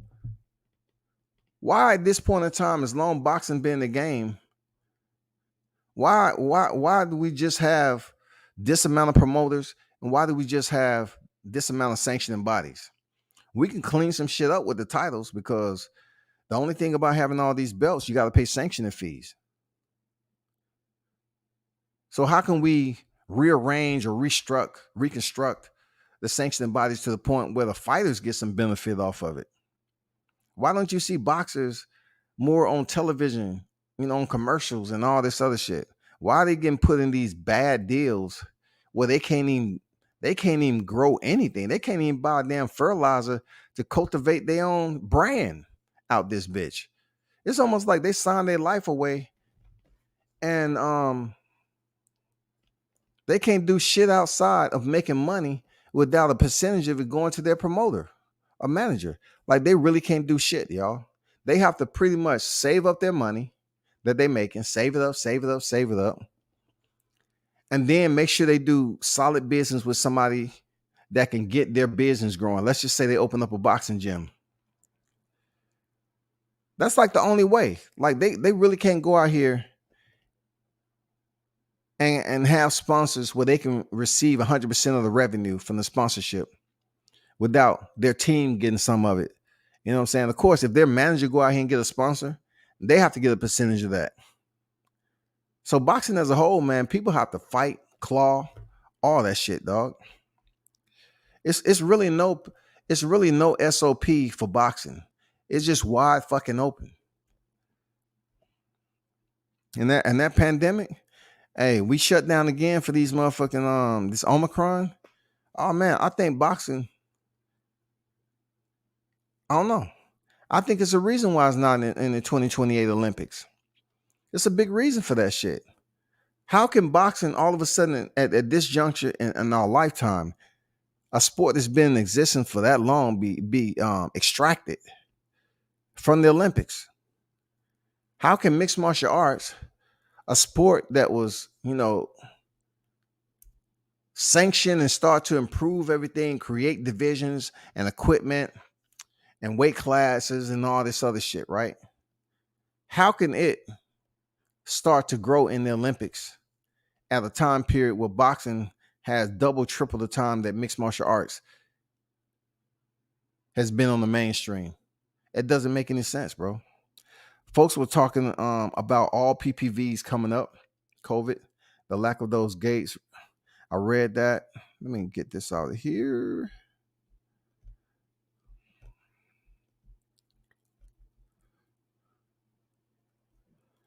I want Ortiz to go take the IBO belt.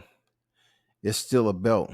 Get you the IBO, because I feel like 5 and 10 more years, they have the belt era, 5 belt era next, and it'll show some value. The IBO has been like that fifth wheel, right? But look, people don't even mention the IBO belt because there's so many belts in between that they can get. You can get an interim belt. You have guys who's fighting for the interim title to say, hey, I'm a world champion. They fine with it. They go down as being the interim champion. They fine with it. You know what I'm saying? The WBA regular title, they fine with that shit. They fine with it. They just want a belt. The IBO has been lingering around for quite some time. I remember, seeing Joshua. People used to mention, oh man, he has all the titles. He doesn't have all the titles. He's missing the WBC. But he has the WBA all the way to the IBO. I'll say, wow, they really want to mention the IBO now with Joshua? Okay. I got it.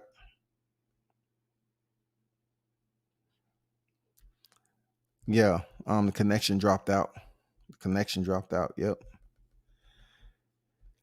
I think these lawsuits ongoing right now and the attention Deontay Wilder brought to the stuff ongoing in boxing, ATM will change things in the near future. Not sure about how much, but a change is coming. I like to see it. Like, how can a change come in boxing when you have nothing that's saying that one change can affect everybody? You have the WBC that has a governing body, and the WBA has a, what's the name they call it? WBC has a governing body, and the WBA has, anybody know what I'm talking about? Damn, I'm having a brain lapse right now. I'm multitasking too, but the WBA, they have an approving body or something like that. People who they can go to make decisions all in favor of this right there, that's working with the WBA. The WBC, they have a body that's people all over the place. It's people all over the place. They have to do a conference call and see what people talk about. Like WBA, all their people are essentially located, from my understanding. But that's just two sanctioning bodies, right? So how are we supposed to come up with a change that will resonate from the WBC to the WBO? How? Who's in charge of that? They will have to all get together and be on board with the change for it to affect boxing as a sport. That's what happened. I mean, it's no way no one that's residing over boxing right now. What Deontay Wilder did was something that was contractually binding for him, that basically associated with the WBC. How is a change going to be made across the spectrum of boxing? Who's going to be able to implement or enforce that change is the bigger question. I'm very interested in that Austin Trout lawsuit, and something I heard Robson is going to do about that Oscar Valdez fight. Those plus the others, even the Zab Judah lawsuit. I'm very curious too. I'm very curious as because that Austin Trout lawsuit is just nasty how they did him. For him to lose, potentially lose all that money because they just took him out the rankings. That's dirty. That's boxing though. That's why I'm saying people can get away with doing that shit to Austin Trout. So who's gonna make some changes that reflects across the board? It's nobody that can do that. So you have to individually take legal action to get shit adjudicated. There's no one that you can speak to at the higher ups in boxing because there's no higher up. There's no commandant in boxing. That is why boxing continues to cut these side deals, why you have a lot of areas of corruption, a lot of fighters being blackballed, shelved, in bad contracts, not being able to provide for themselves, getting out the sport with fights on their contract, not being able to box nowhere because they can't get released from their contracts. It's all fucked up, shawty. Like some of these fighters, they could have had a more stellar career, but for instance, Fred barbershop conversations, listening to Mickey Bay on Trill Boxing Talk and the other show he was on in barbershop. I mean, he went through some shit, but his situation is somewhat typical of what a lot of fighters go through. A lot of fighters don't have that smooth professional career when it comes to their business, because for a lot of times they was just trying to say the boxers, they wasn't the smartest individuals. You know what I'm saying? Boxers was just individuals that came from all walks of life. and they just knew how to fight. But that's not the case. You know what I'm saying? That's not the case, because a lot of fighters do have degrees now. They are smart, but it all depends on how you go up here and perform in the sport to get you paid. When it comes to the intellectual part of it, it's how smart fighters are to invest their money and put their money away correctly. So when it's time for them to hang up the gloves, they still can survive. That's where the biggest issue is. The interview with Mickey Bay, man, was very enlightening. You know, all this is coming out. I really hope that, you know, people tune in to listen to Mickey Bay, because he does seem like a very upstanding guy. I don't have nothing negative to say about Mickey Bay. I just always use that, you know, George Kambosos had 2 split decisions, and one coming off Mickey Bay, who was out of the ring close to over a year before Kambosos fought for that title, for that mandatory. So I don't know, man. It's 1,000 stories out here of fighters being screwed over, and also there's individuals out here that's trying to come up with a union for these fighters. How is that possible when boxing isn't a union? Boxing isn't a union. So for you to go across the board, you gotta have some financial backing. I mean, you're gonna have to have some serious financial backing. Period. Because there's a lot of people making money in boxing. And you're not going to just say, well, this union is only going to pertain to certain sanctioned bodies and promotion. It's going to be difficult. It's people that's out here trying to advocate for these fighters. But it's tough when you don't have nobody, the single commander in charge to talk to. Like, who the fuck is going to change this ruling? Who's going to be able to make that ruling? Who? It ain't going to be Mauricio Suleiman, because he don't talk for everybody.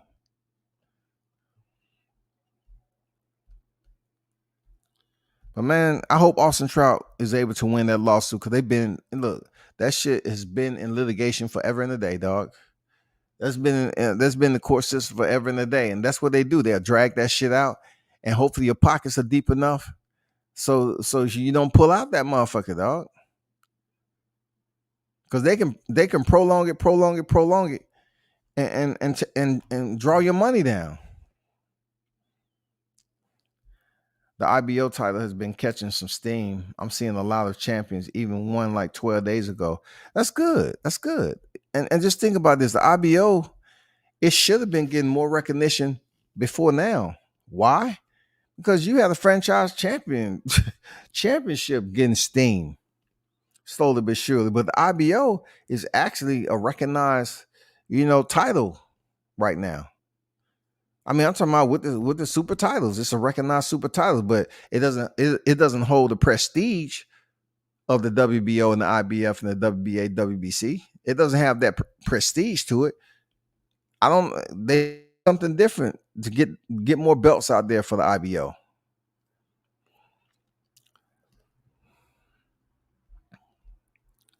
Wasn't a situation with Michael Fox the first time in over a decade. The ABC said something that was weird for them to do. They don't speak often or at all usually. They do, it's just not made public, Ghost. So this is a situation with the ABC, right? They may have spoke, but look what they returned with there, Ghost. Look what they returned with. The man put in an appeal on something that was, look, it cannot get any more lucid than what was submitted from Fox. First of all, his opponent was trying to cheat with the gloves, and then he lost in an unfair decision. So they felt there was clarification in there. It was legitimate for them to basically make it a non-contest or something like that. With that being said, if you're going to submit or petition the ABC to overrule or rechange, and they deny it, that just goes to show you how fucked up the boxing game is. Because why aren't you able to reverse that decision? Why?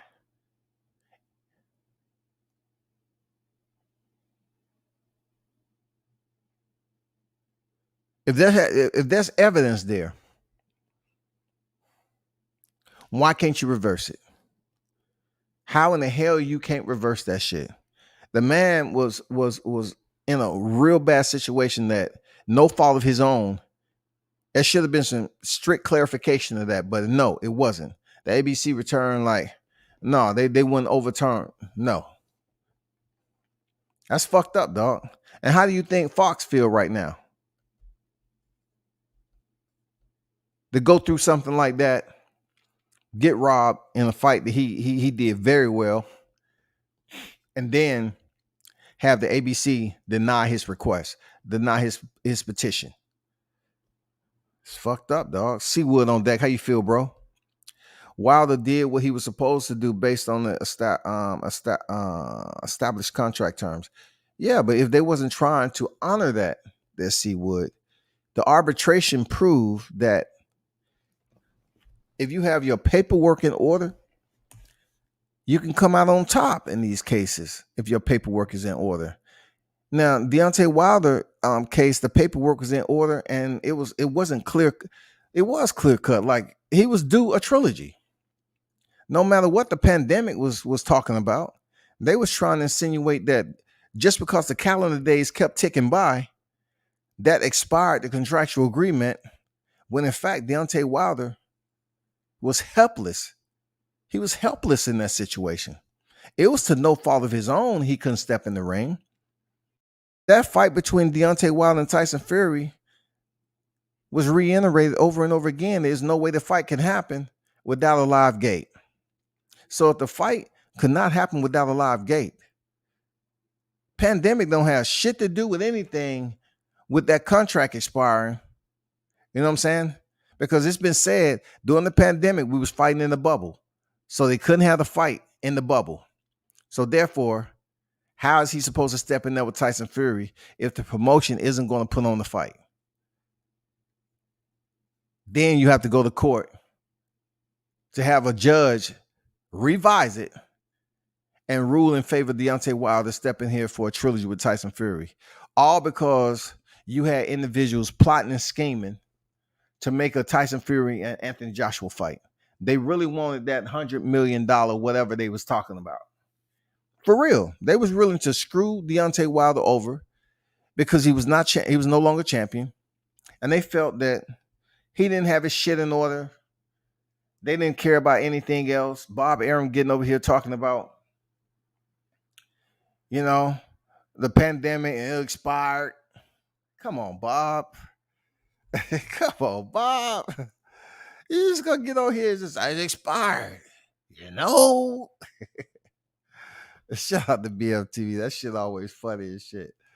That's what you say, it expired. There's no. But Bob, you the same one that said Tyson Fury, Deontay Wilder, there's no way they can fight without a live gate.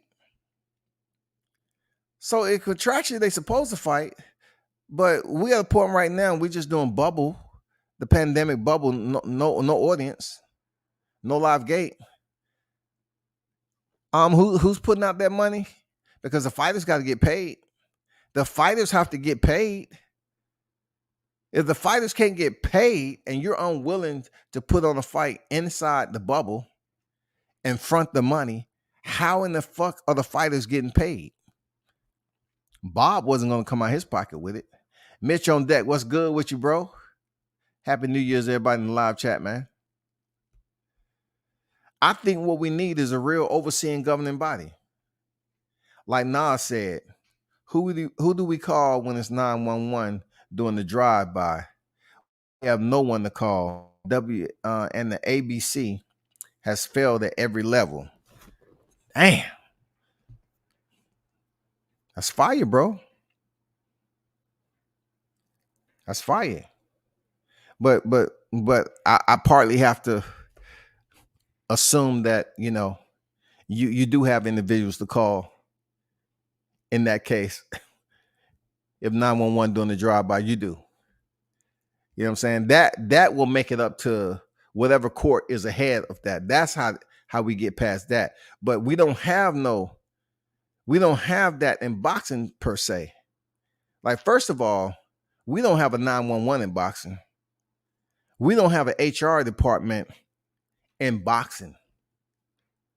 What are you gonna call? Top rank HR? Good luck with that. You're gonna call Matchroom Golden Boy, PBC? Good luck with that. What are you gonna complain about? Oh, who are you again? You a fighter? Oh, so you call up here complaining? Okay. Good luck with getting another fight. See, the crazy part about this deal is with no enforcement or no governing body, no commander in charge. How can decisions be rendered fairly? How can we reverse fights that has pretty much ruined boxers' careers? What if we had a governing body back there with Chavez Jr. and Magic Taylor? What if they looked at the video and felt that Richard Steele's decision was impaired? He failed to make the right decision. They reversed it. They felt like Magic Taylor was capable of closing out the fight the last 2 seconds. But we don't have that shit. I heard a little rumor, a cartel being involved in federal investigation. I'm not gonna say too much on it here, but I heard some things. I wonder how that's going to play out. I'm not sure what you're talking about. Dealing with a cartel. I did briefly scan through something. What did I read that from? Having involvement with a cartel. Who was that? I'm not sure, man. I remember reading something about that, but it may not be exactly what you're talking about. But somebody was involved with the cartel. I'm not sure. They returned with the FU. They told the brother, we will not change the decision. We are standing on the decision. Absolutely, they did. How is that possible, though?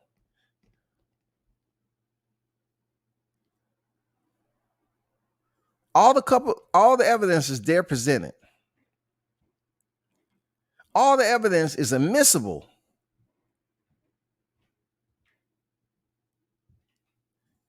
And you're just going to tell Fox, after reviewing the video and everything that happened that night, our decision is that we're going to sustain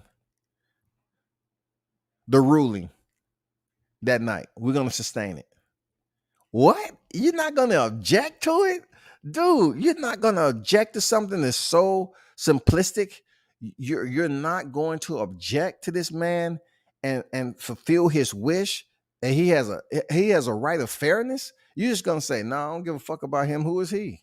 Like, what has he done for boxing? Like, so what? We got caught. So what? That just goes to show you about the ABC. Who are they answering to? Who the ABC is answering to? They come up with all these rules and everything, right? They try to tell you, oh, well, hey, check this out, Ghost. They try to tell you all the how much gauze you should have. What's the damn the correct measurements of the gauze and how done gloves and everything else. But then when you have certain promotions putting on fights and they violate those same things that the ABC has in their regulations, right? What happens, dog?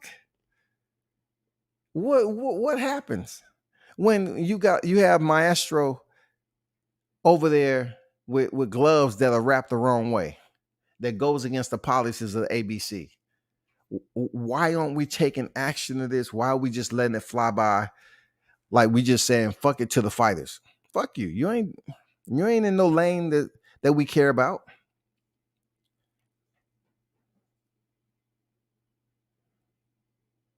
They give you all the breakdowns of what's supposed to be what in boxing. How much tape you're supposed to use. They'll give you all the motherfucking breakdown, y'all. But when somebody violates it, you don't hear about where's the investigation at? The only time you're gonna have an investigation seriously is if you are assiduous like Nassim Richardson was when he caught that hand wrap with Antonio Margarito. If we take back to Louise Resto and Billy Collins, when his pops, Billy Collins Sr., goddamn shook the hand of Resto and say, damn, there's hardly no padding in there. Hey, impound those gloves. I'm telling you, there's hardly no padding in there. Pound those gloves. And they impounded them that day. That's why their situation is so different than the Tyson Fury situation. Because they impounded those gloves the night of. Top Rank was the promotion back then. They did the investigation and found out that the entire gloves, both gloves, was manipulated. They removed the padding, and also they put holes in the glove to a point where the material of the glove can scratch the damn eyes and skin of the opponent in the clinch.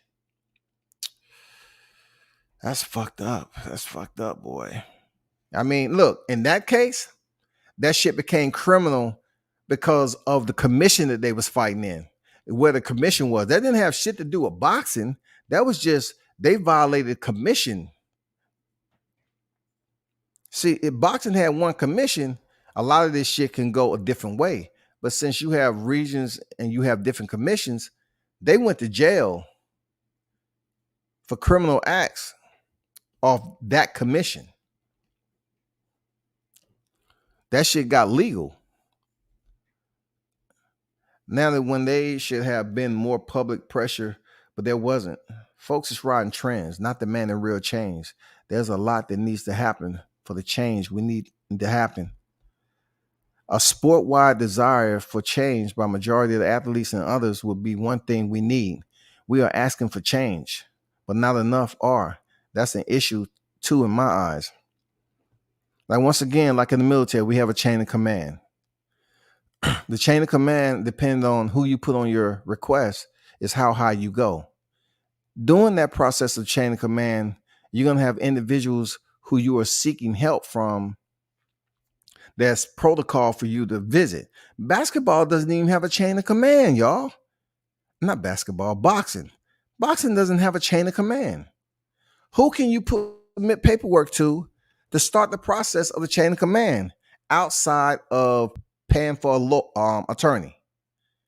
So while we request a mass in the military, these people are mandatory people that we have to see that can either make a change or not.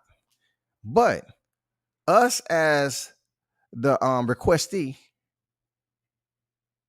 we can say yeah or nay on whether we want to even listen to that individual. They can get in there and start talking stupid. And I want to go to the next person in the chain of command. The highest person in the chain of command, once again, mostly at your base, is the general.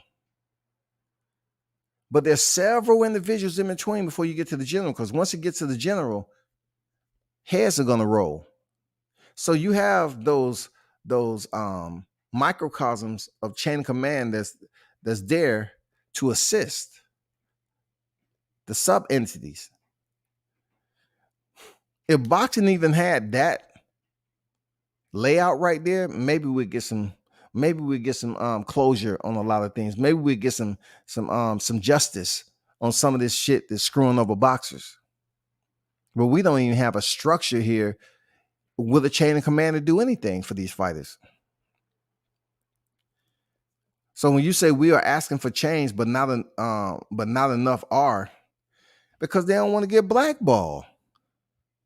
Ghost, they're not asking for change because they don't want to get blackballed. You think you can't get blackballed for trying to take legal action, or you're talking about certain things that's going on with a certain manager or promotion? This boxing world, man, it may be an annual sport, but it's a very small group. Like boxing is global, but some of the prominent players, they know each other for good or bad.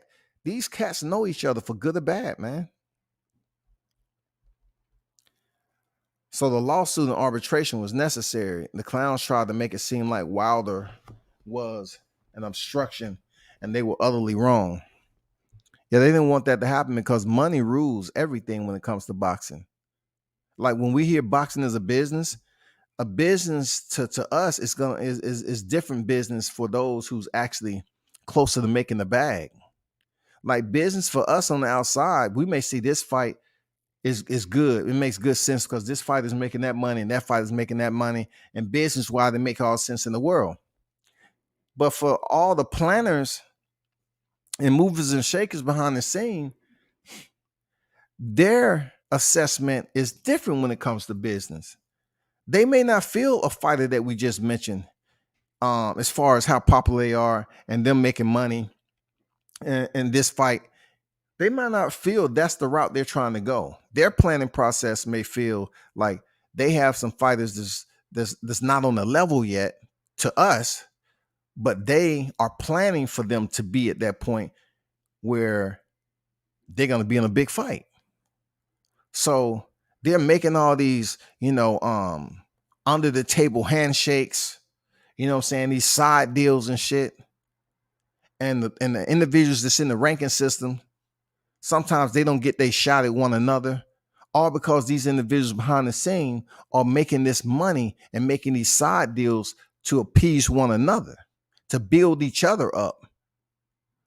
Like I tell everybody, all you have to do is take an assessment, take an overview on how Top Rank has this system set up and how PBC has their promotion set up. When you talk about promoter, people say Bob Arum, right? Promoter, Bob Arum just turned 90 years old. But who do they use that same type of language with over at PBC? Who?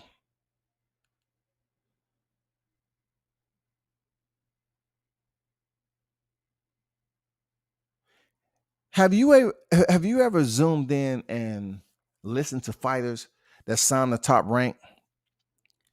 Let's just say, for instance, Terrence Crawford. Terrence Crawford said, if Bob Arum wasn't able to get me the fight while I was with him, how's he going to get me the fight when I'm not with him, right?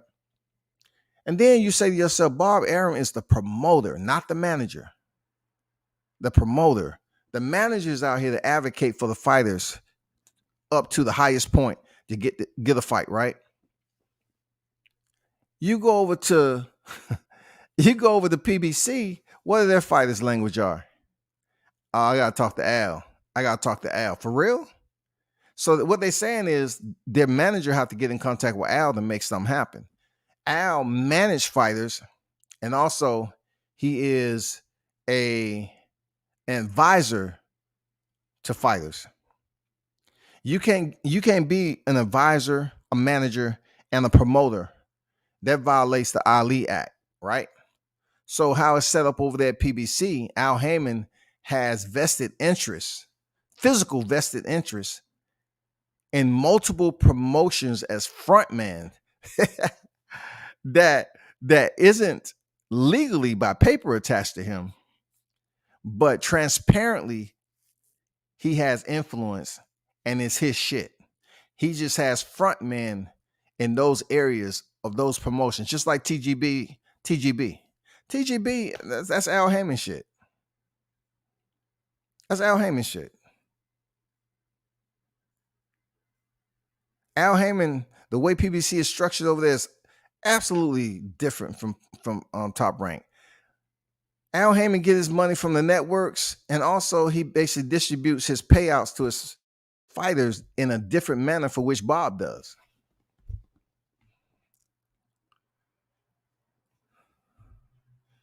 But I see what you're saying, C Wood, on what they saying about Wilder. They was just trying to get that $100 million fight, supposedly.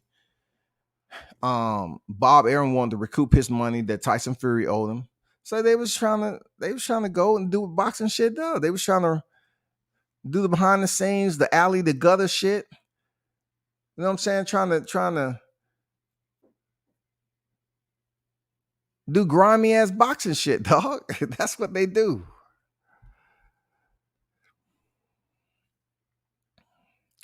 Papa Lot, what's good? ILTV going off on Errol Spence again, for real? Oh shit, dog. I guess that's on Facebook, huh? Bob's typical devil in the business serving only what makes sense to their wallets. That's all what it is, man. I don't try to use being that I'm media, like I told people. Like, I just don't try to study the sport of boxing and MMA on the exterior layer. I try to engage with people who's actually on the inside of boxing so I can better understand the sport.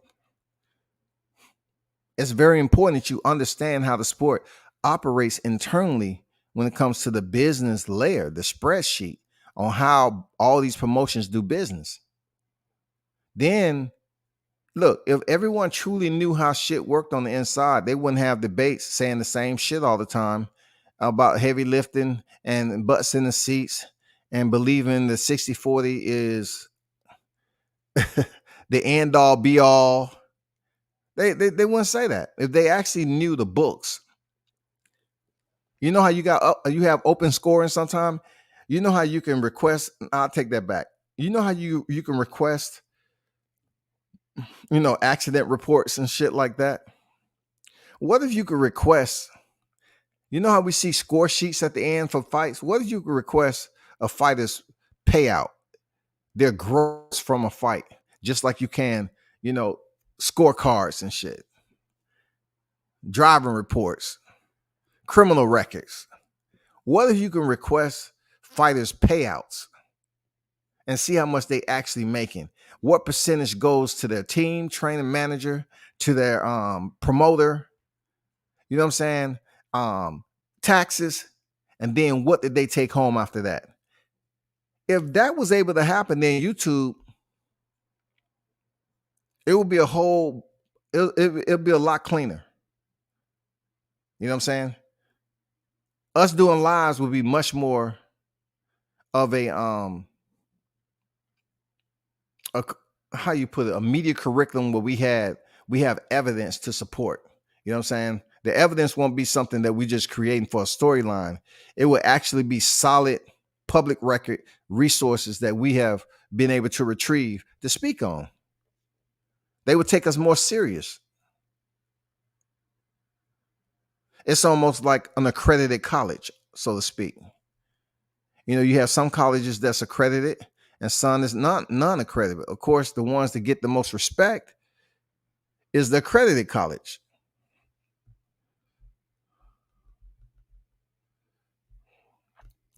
Pop a lot, James and C. Wood, salute Kings. Hope y'all all are well. Happy New Year's. Exactly. Well, what happened? Because as far as I can see, nothing happens, which takes the purpose of having the rules anyway. Why have rules if there are zero consequences when people break rules? God damn. You asked a very, very good question. Why have rules if there's no consequences and repercussions? There's no punishment to the rules. The ABC is there as a standard, right? That is reading material. That is basically giving us a directive as a guideline for boxing and what's supposed to happen. This is what's supposed to happen. This, and this, and this. They're telling us this. But then, to each his own when it's in violation. This what it means, to each his own. Every commission in every state is different. It's no such thing as a ruling authority in boxing. No, you have to be punished per the commission in the state that you was boxing in. That's where your punishment is delved out. Of course, they have to talk about certain things. If it's something that's supposed to be that bleeds over action, then it bleeds over the legal action. If it's a criminal act that has happened, let's say, for instance, we're talking about performance enhancing drugs. That's not a criminal act. You know what I'm saying? Boxing, a commission suspends you or whatever per the clean boxing program, whether it be VADA, USADA, you know what I'm saying, WADA, whoever, you violate, you get suspended, right? You're not doing jail time. You're not doing jail time. Floyd Mayweather went to jail for a criminal act. Antonio Margarita attempted to commit a premeditated act for which he was caught. The shit was foiled and he was suspended. Once that suspension expired, he was able to obtain another boxing license, go about his business. Jarrell Miller, pads, suspended, walking around here doing video lives and all this other shit. Free man. So what is the ABC for again? Like who governs the ABC? Who gets together for the ABC? If rules are violated, for someone to say, okay, that particular person that violated this rule in New York City should receive this punishment. All in favor? We don't have that shit in boxing. So that's why we have people running amok. That's why we have business deals that doesn't benefit the fighter. That's why you hear individuals like Mickey Bay talking about how much money he lost, how he was pretty much being signed with Floyd Mayweather was worse than prison. Why would a man say that shit, dog? If he's a free man walking, but yet he's binded under a contract with a prominent name in the sport of boxing, and he's saying it's worse than prison. Because I guess Mickey Bay was feeling like this deep down inside. He was able to walk around as he feel, but yet he pretty much had handcuffs on how he was going about his professional life. Them handcuffs are contractual agreements. So he can't go to any other state out of the 50. He can't go to any other state and make money when he's mad with Mayweather Promotions. There's no way he could have did it. He couldn't have went nowhere else and cut a side deal and made money. If they found out this man went to Africa, this man went to Saudi Arabia and fought in the fight, they found out the money he made, they would have sued his ass. Because contractually, you jump.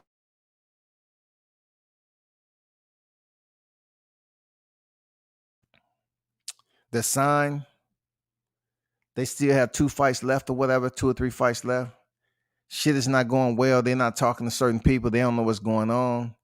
The fight purses are changing, and they up here trying to find a way out. So they trying to cut a side deal with somebody else to fight in the promotion, like the shit ain't going on BoxRec. The fight hit BoxRec. The people that you signed for, like, hey, let him fight. Let him fight. We're gonna get our money. Let him fight, dog.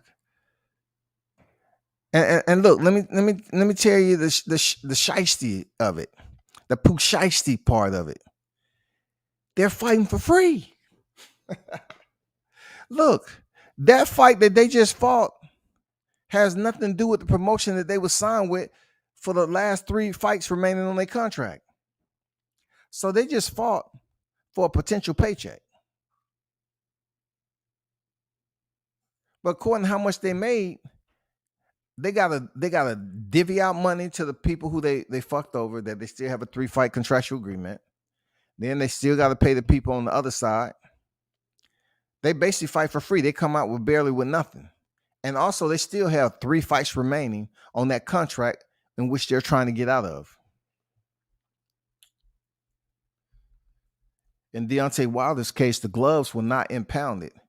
Tay and the rest always said there's a lot of evidence which isn't public yet, and something is happening. Waiting on that because I know what I saw.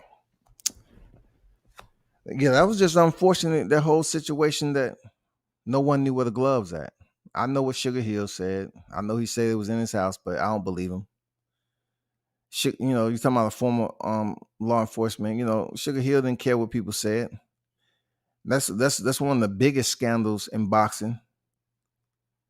But when it boils down to investigation being none and void, the shit has evaporated. The countless hours spent on YTC once again couldn't get them to do an investigation. The individuals like Mauricio Suleiman, Sugar Hill, coming to these platforms because people are relaying messages back to him. Because listen, this how the YTC work in general. You have individuals that tune in that don't have no relationship to the sanctioning body in question, the WBC. But you have these people, they will screen record, they will auto record, and they will send them to the sanctioning body. They will send these emails and stuff, and they say, hey, you might want to take a look at that because they feel important. So once WBC people get with of all this talk that's going on YTC from certain channels, then they somehow, some way, if it's important for them to get in contact, they will. And they may come on here. And the whole situation with Deontay Wilder talking about the situation, never wavering from what happened. People was angry, mad, motherfuckers, slandering his name. Somebody, he was making up excuses. Nothing didn't happen. The glove didn't flap. He didn't load his gloves and all this. It's clear evidence. All these videos was made. But yet, Ghost, nothing happened. Nothing happened. Was there a minimal punishment? No. Was there some type of glory in the conclusion of it all for a trilogy? That was justice somehow delegated? Justice was delegated because contractually he was set to, he was obligated to step back in the ring. So it's justice on Deontay Wilder's part for winning the arbitration. But within that arbitration, it was nothing that really bled over from the scandal of Tyson Fury cheating. Not to mention that Tyson Fury and his team was making the judge aware of all the the comments that was being said on social media, the accusations that had been levied by Deontay Wilder.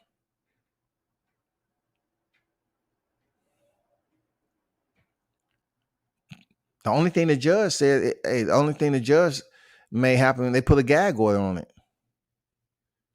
They put a gag order. Deontay wasn't punished. Tyson Fury wasn't punished. But what did come of it was that the fact that he won his arbitration and allow him the opportunity to step back in there and regain his title after all the controversy, the scandal, the cheating, all that shit. And only because Deontay Wilder did not lose, he did not win that trilogy, is why people are not talking about it as much as they were before, because he was stopped. Like, we're not talking about 7-round stoppage, towel thrown in, and everything that went along with Mark Breland. We're talking about he was knocked out. So people look at it like, well, hey, he got the stoppage, the TKO in the rematch, and also in the trilogy, he was able to get the stoppage. So we're done with this. Tyson Fury is the better fighter. That's the unfortunate aspect of it. I believe it was cheating in the rematch. I absolutely do. But when it comes down to actually getting people on board that can actually do something about it, like the WBC sanctioning body, no. Because Mauricio Sulaiman has pretty much showed you time and time again that he's going to do what the fuck he wants to do.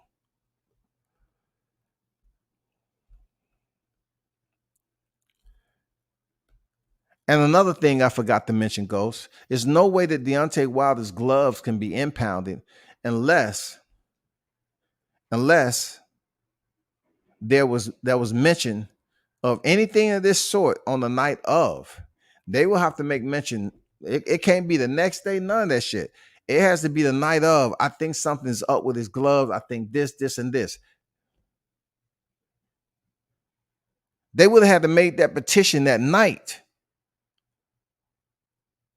You can't allow them to leave and everything. When you're talking about water, when you're talking about gloves, you're talking about all that, you have to be sure within yourself mentally, okay, what am I going through? I think it's this right here. And you have to make a command decision to say, this the action I want taken right here, right now. I'm going with it. What are they going to do? Penalize you for asking that you impound the gloves and check them? But the whole fucked up part about Deontay Wilder's situation, he didn't know what was wrong with him. When he left the fight and went back there, he knew he had lost, but he really didn't know what was going on with him. He knew he took off the mask, shit wasn't right, but he didn't know anything else until he had the time to process, the indentation he had in his face and everything that was going on with his body and shit like that. A lot of that stuff he didn't really gather until the fight was over, days after, and the adrenaline subsided and he's relaxing, recovering, to all this start to come out. All the videos, all the shit with Mark Breland. So there's no way that he could have thought that the WBC was going to start an investigation and they don't even have the gloves. The gloves could have been tampered with if they didn't confiscate them and impound them on the night of.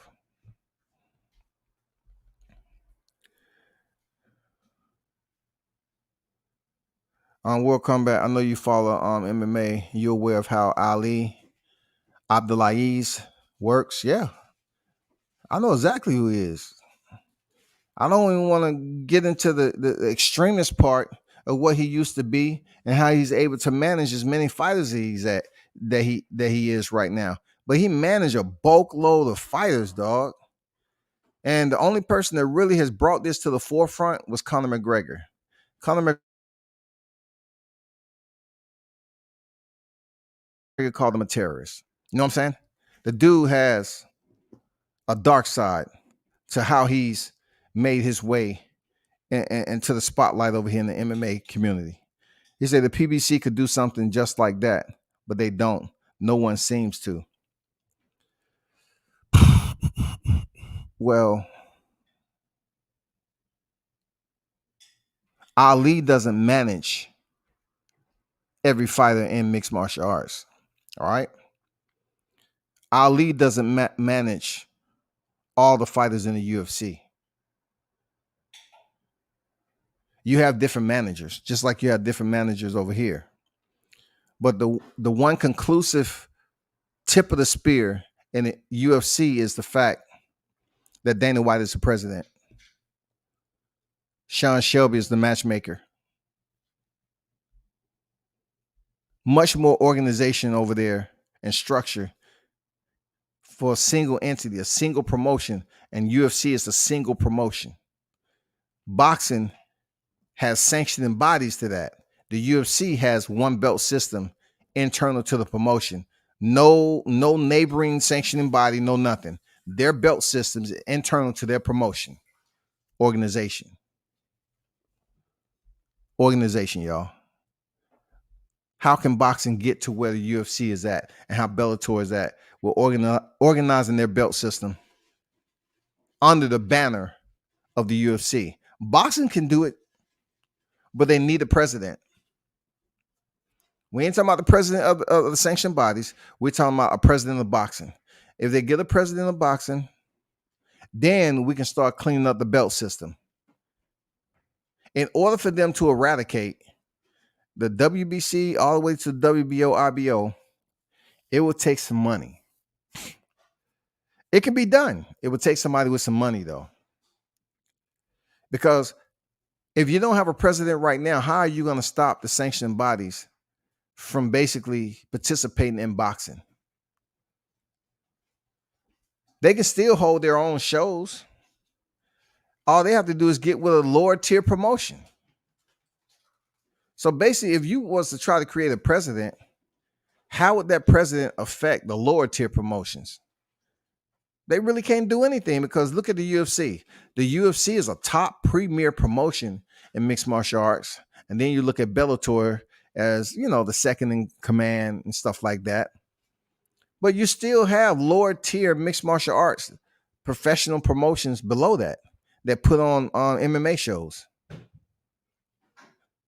And they have their own belts down there from, secondary belts that they can get from organizations, that allow fighters to fight for these regional belts.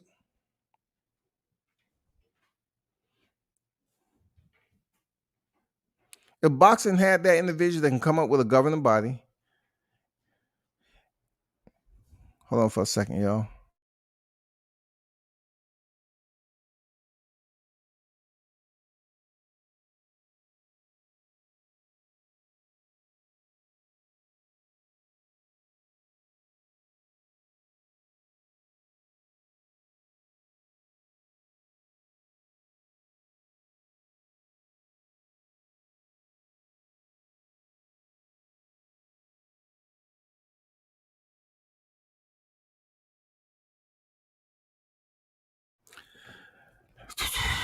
Ali has the highest numbers of athletes in the UFC. True. When there are some issues, none of these fighters compete. They are a union, and due to who they have in their stable, it is somewhat effective. I would tell you this: like when you're saying union, you're talking about a bond, because the UFC don't have a union.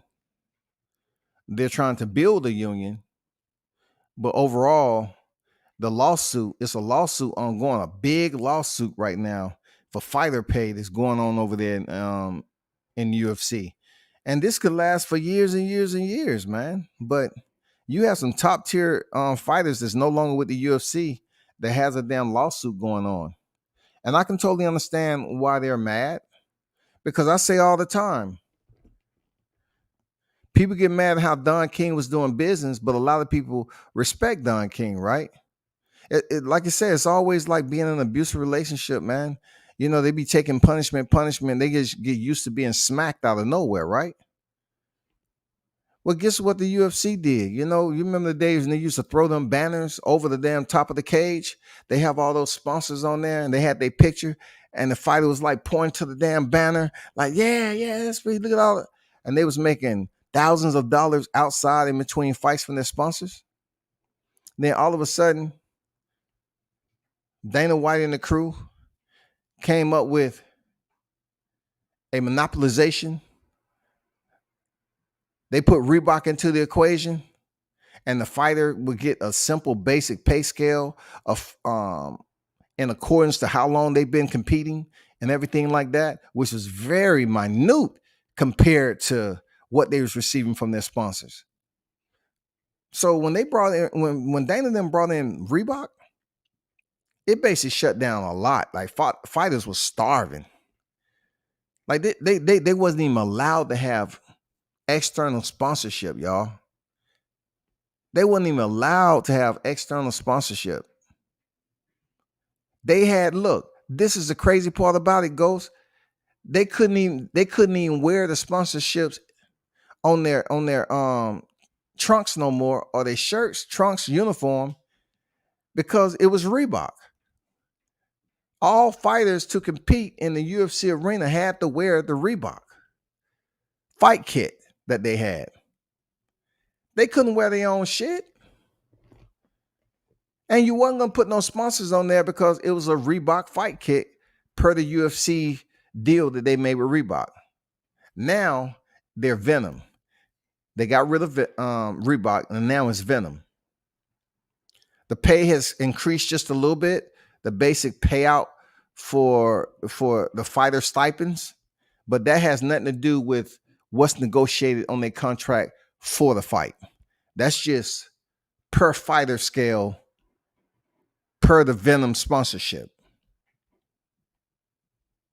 What they thought they was doing is just cleaning it up and organizing. What they did was just take food off the table and disallowed these fighters to have any collateral sponsorship, which they was making thousands of dollars in between fights. Like, let's say, for instance, UFC. If you went through the pandemic right now and you have sponsorship, they good. They say, all right, shit, we straight. They're not worried too much. We'll see this blow over. We still eating. But now, hell no, dog.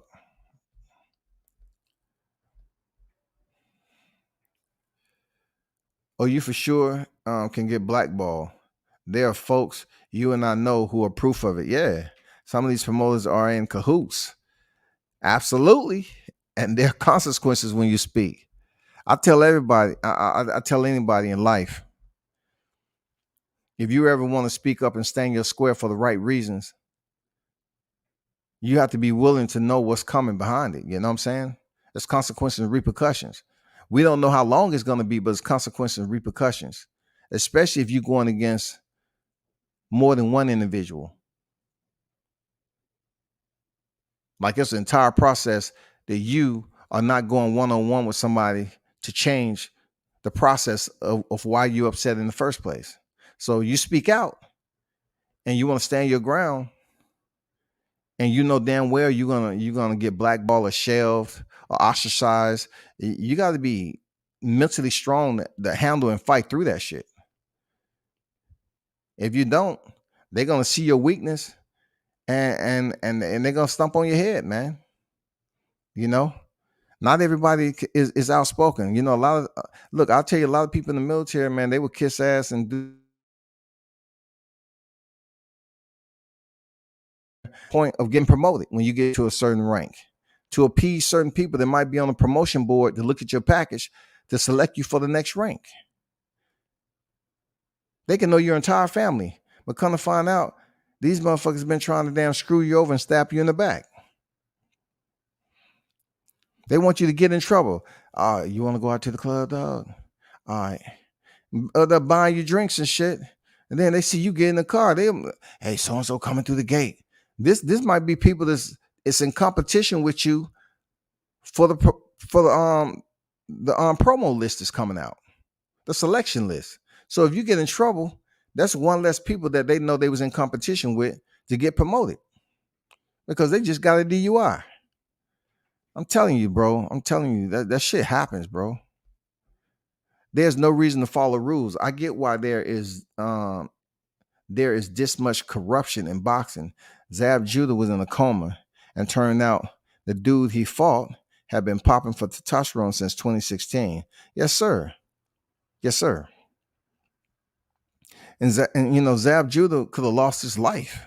You know what I'm saying? He had bleeding on the brain. Zab Judah could have lost his life that night. You know what I'm saying? That goes the same thing for Dillian Price. Dillian Price is one of the few fighters, black fighters, that fights at the flyweight.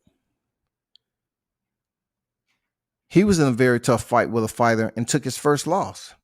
Come to find out, the fighter popped dirty. The fighter popped dirty. So they had the petition to get the fight overturned.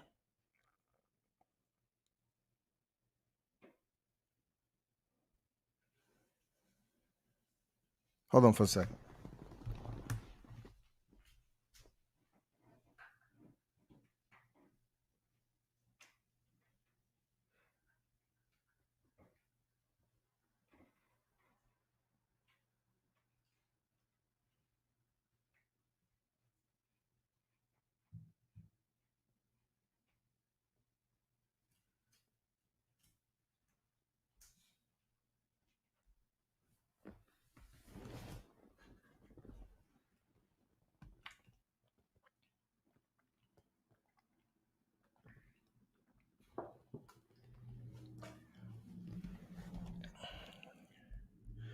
That's attempted murder. Why are there 0 charges? Because there's no, how do I word this? There's no law and order in boxing unless you commit a criminal act that bleeds over to violation outside of boxing, like something that's legally criminal, and that's criminal that you can get legal repercussions behind. Boxing doesn't have that system. Boxing doesn't even have a system unless you violate or you commit a crime that's in the process of you fighting in boxing, right? Unless you commit a crime, just like Luis Resto, they felt that was criminal intent. That was assault, right? Taking performance enhancing drugs is not an assault. It's just providing an enhancement to the fighter in whatever way that enhancement drug is. It's not anything proven to say, well, we're fighting in a professional combat sport and so pop for performance enhancing drugs. And guess what? That allowed him to be a part of the Avengers. Not everybody that take a performance enhancing drugs win. It's just a violation of. It's not a criminal act. It's a violation. In boxing, it's a violation.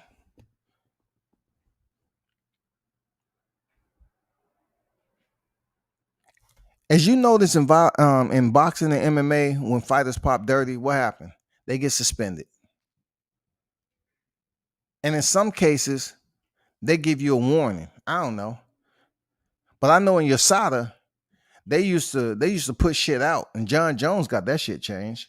Like John Jones was a repeat offender, but come to find out, Dana White said that he didn't pop positive the last time. It was just the residue and the picograms from when he was using that was still filtering out his body, and that came from the doctors and everything else. He said his levels haven't increased or anything. So we are judging on that alone and coming up with the conclusion that the PEDs he was using previously is still flushing out his body, and it showed up on the test, and he popped positive. The levels never increased or anything like that. So he had to go before commission. He had to request to rejoin or be able to fight again and get licensed. Why? Because he was a repeat offender only. But we're talking about a John Jones who had, he had a hit and run incident and all that other shit. That was criminal. He had to deal with the law enforcement of the area of the region that he was in. But popping positive, dirty, and all this other shit, even if you kick a fight in the groin over and over, all they're going to do is stop the fight, DQ you, and then you get to fight another day. We all saw what Andrew Galata was doing. Come on, dog. We all know what he did. Big Baby tested positive 3 times at a time, getting 6 months off. Yeah, man. Big Baby was one of those extreme examples, especially for black fighters. Especially for black fighters, man. And you asked a good question. Why are there 0 charges, man? You know what I'm saying? Where's the organization that enforces? There's no organization in combat sports. There's too much money involved. Who's directing that? Who is the law enforcement director in boxing? There is none. Who is the ones who's delegating these punishments outside of the ABC guidelines? Who's enforcing that?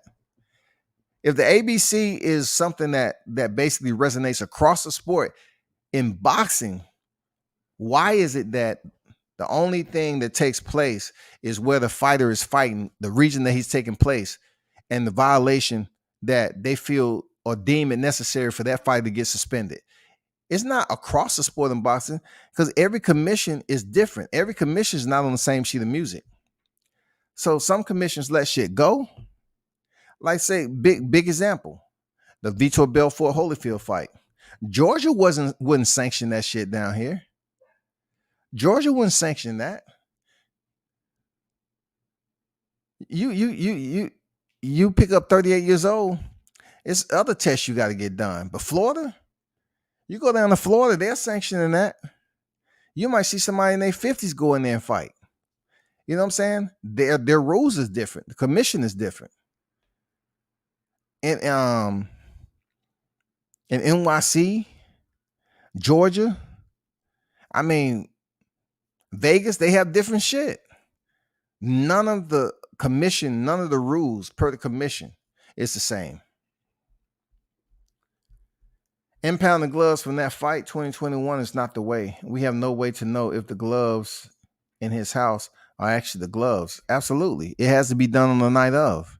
That's just evidence in general. Like when they find a crime scene or something, that's why they out there for hours, because they have to collect as much as they possibly can before it's contaminated.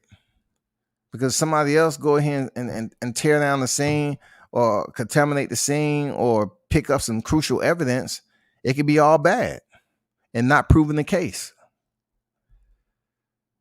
The man made money for the third fight and paid 0 to Deontay Wilder. Deontay for what he did in the second. Nothing happened. Nothing, not a damn thing. He did not pay. Ghost, you have to look at it like this. When was Tyson Fury ever complicit to the accusations that was rendered against him? When was he complicit? Tyson Fury was never complicit in any of it. So to say a man have to take money out of his purse is an admission of guilt. If Tyson Fury would have gave Deontay Wilder money just off the accusations, off the strength of what everybody was saying out here in social media, then it would be an admission of guilt. And people say, oh shit, he paid the man. It would be almost like step aside money. Like, why are you giving Deontay Wilder money if you're saying you didn't cheat? I just thought I should give Wilder the money since it's been talked about. It doesn't work that way. He has a team that he speaks with. You think he wouldn't have got with his team? You think if you would have asked Sugar Hill or anybody else?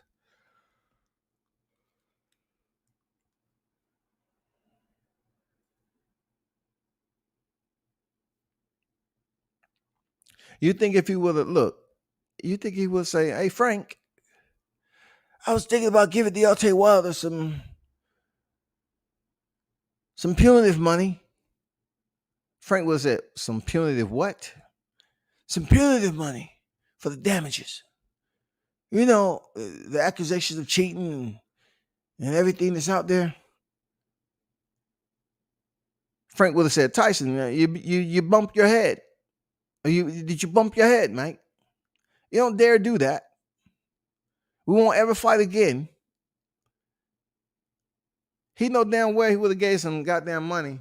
It would have been a admission of guilt, and it potentially would have encouraged an investigation to start, because he himself felt that he should have did that to quiet the storm, globally, that was talking about this fight, to quiet the voices that were speaking on it.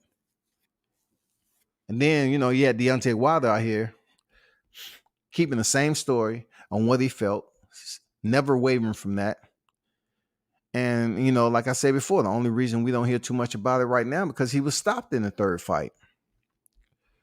If he would have went up here and won, he got his belt back, the shit would have been absolutely different. They would say, you know what? It's some validity to this shit. Like, Tyson Fury probably cheated.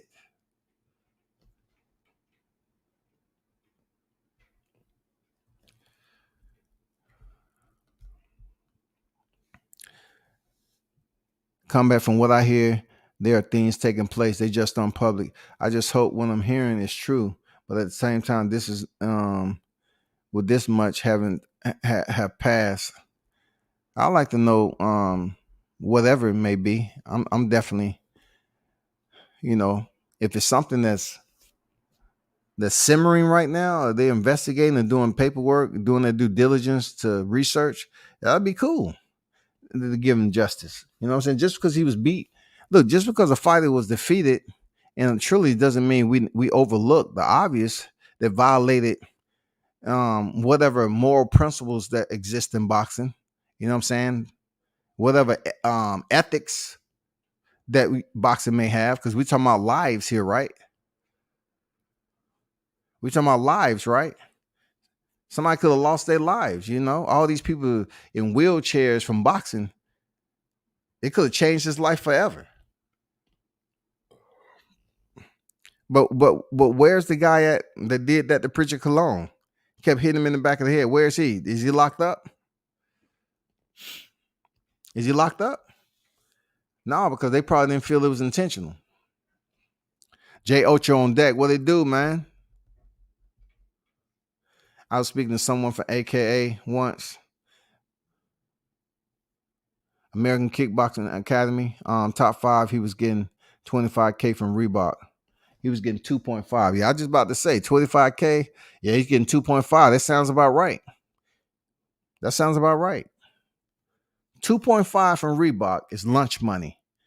You got kids, that shit is motherfucking ramen noodle money. Depending on if you got a fight coming up. Whoo-wee. Jeez.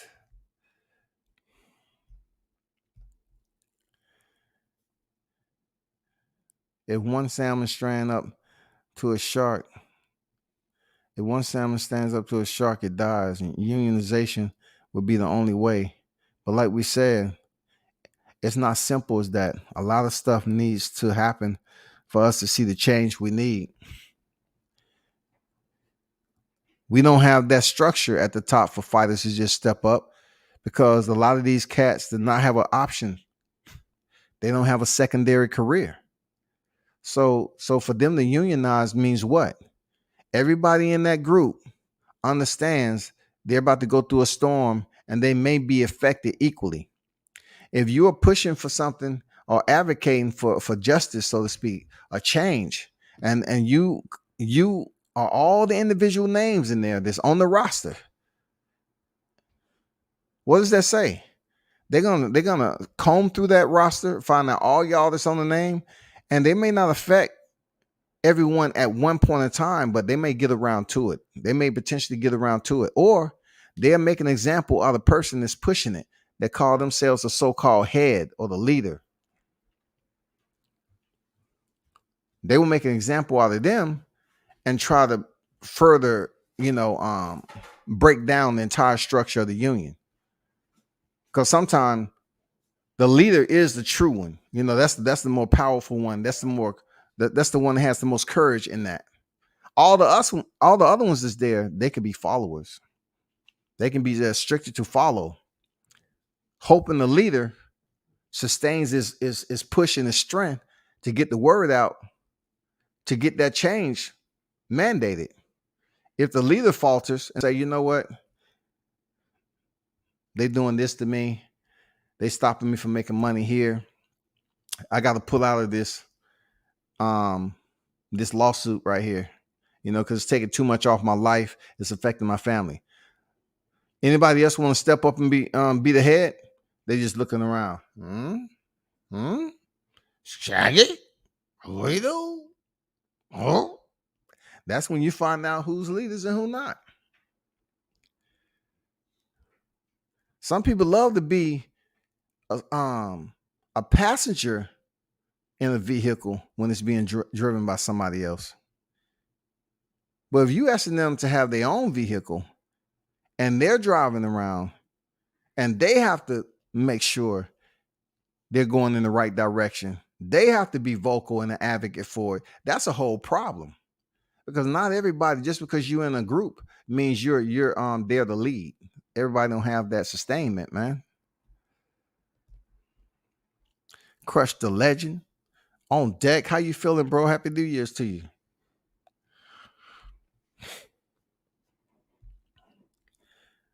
Fam, they ain't got consequences for folks breaking the established rules by the ABC, let alone for the stuff we are talking about. There's no law and order, so lawlessness is now no longer illegal. Lawlessness in boxing, how can it be lawlessness?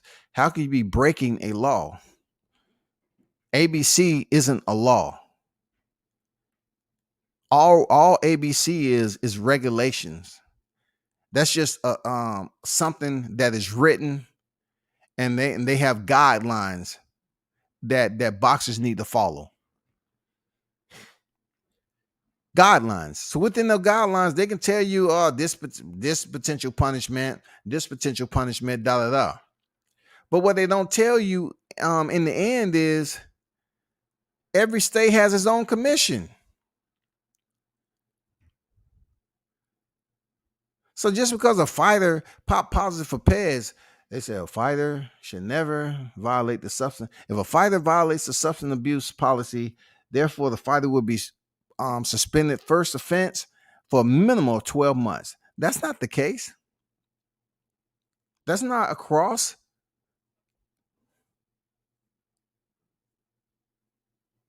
That's not across the board. That doesn't look. The ABC might resonate for the system of boxing, but as far as the implementation or dealing out punishment, no, it doesn't have that authority.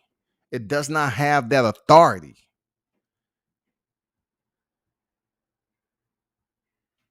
Somebody use the wrong tape in wrapping hands, or the wrong gauze to wrap hands, and they put a glove on that. No, the commission come back there and approve it, and they're not educated enough to use the eye test to see if it's fucked up. Who in trouble for that?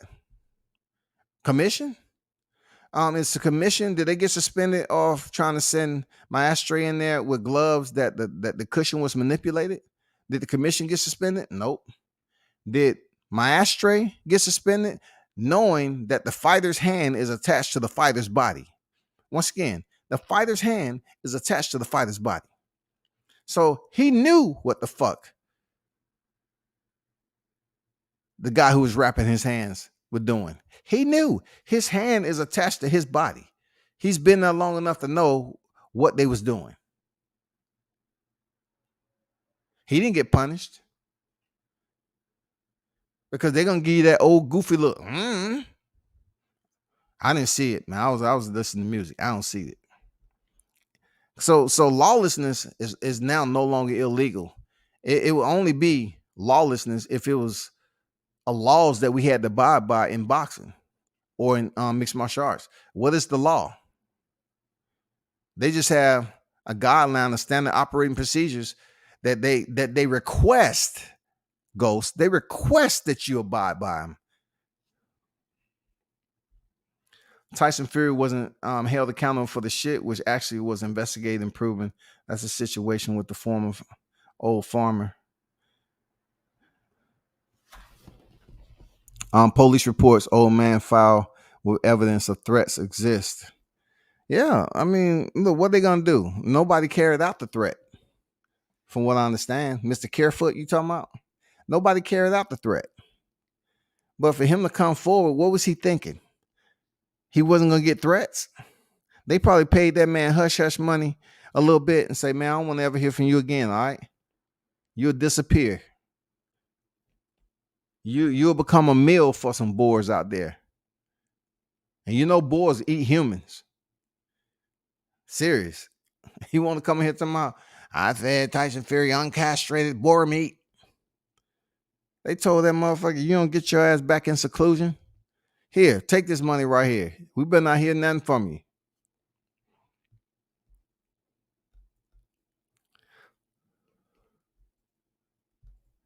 But I'm curious to know what you're talking about this going on, because in order for them to investigate something like that, how would you take gloves? I mean, how do they know? You know what I'm saying? Like, you can't really invest, because that has to do with blood and urine, and it would have been better to do it on the night of if the water was contaminated and spiked. You know what I'm saying? So that'd be difficult to prove. The glove situation I just mentioned. You do have video footage out there, a plethora of video footage you have to collect and review, have different sets of eyes on it. You know what I'm saying? I mean, it'll be tough, man. Who blocked King Mitch?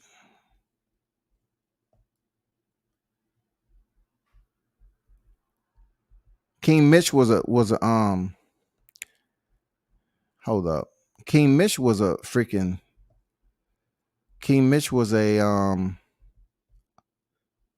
he had a wrench.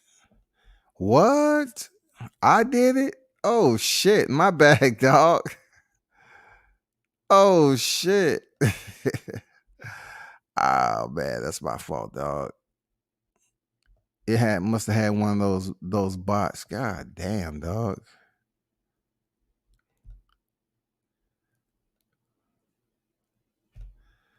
There you go, Mitch. Man, appreciate that, J Ocho, for real. I unblocked them, man. That's my fault, Mitch. I must have damn blocked one of those bots or whatever. That's my fault, though. Good looking out, man. Good looking out, dog.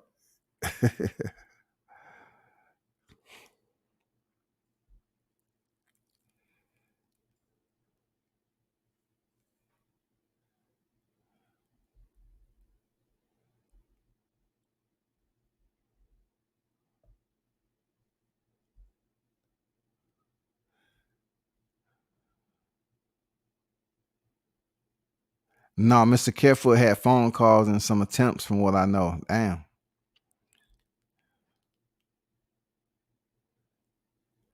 No, I didn't block King Mitch like that. He was probably next to, and you know how the live chat scroll up? He was probably next to them virus, whatever things to be popping in live chat, and somehow the three dots that was there was blocked. But he should be good now, though. Hey, Mitch, you in the building? Leave a comment so I can see if you show up in the if you show up in YouTube stream. Let me see.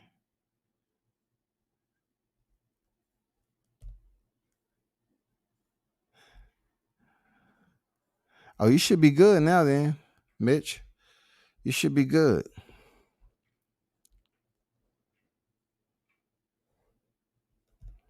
Man, big happy New Year's and shout out to the one and only Destiny Black in the building, man. Happy New Year to everyone. Shout out to the boxing queen on deck. Hopefully you're doing great, having a wonderful New Year's. I know things are going to change. I was out last night. You know what I'm saying? I was out and about last night. I'm not going to lie. Everybody that's in the chat, man. Happy New Year's to you. Destiny, appreciate the donation, super chat, real talk. It's much appreciated, their queen.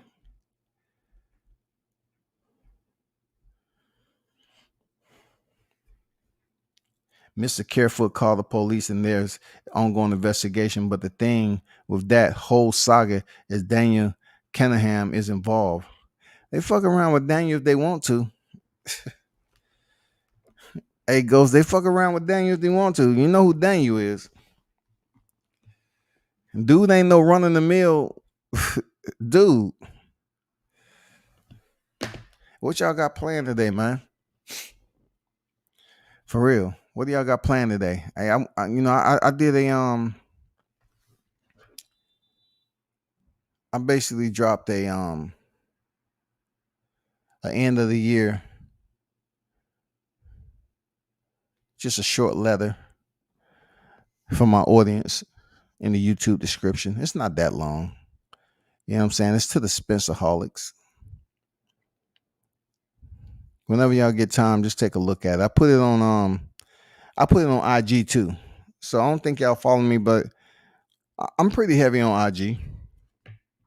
Check out my IG, man, World Combat Sports.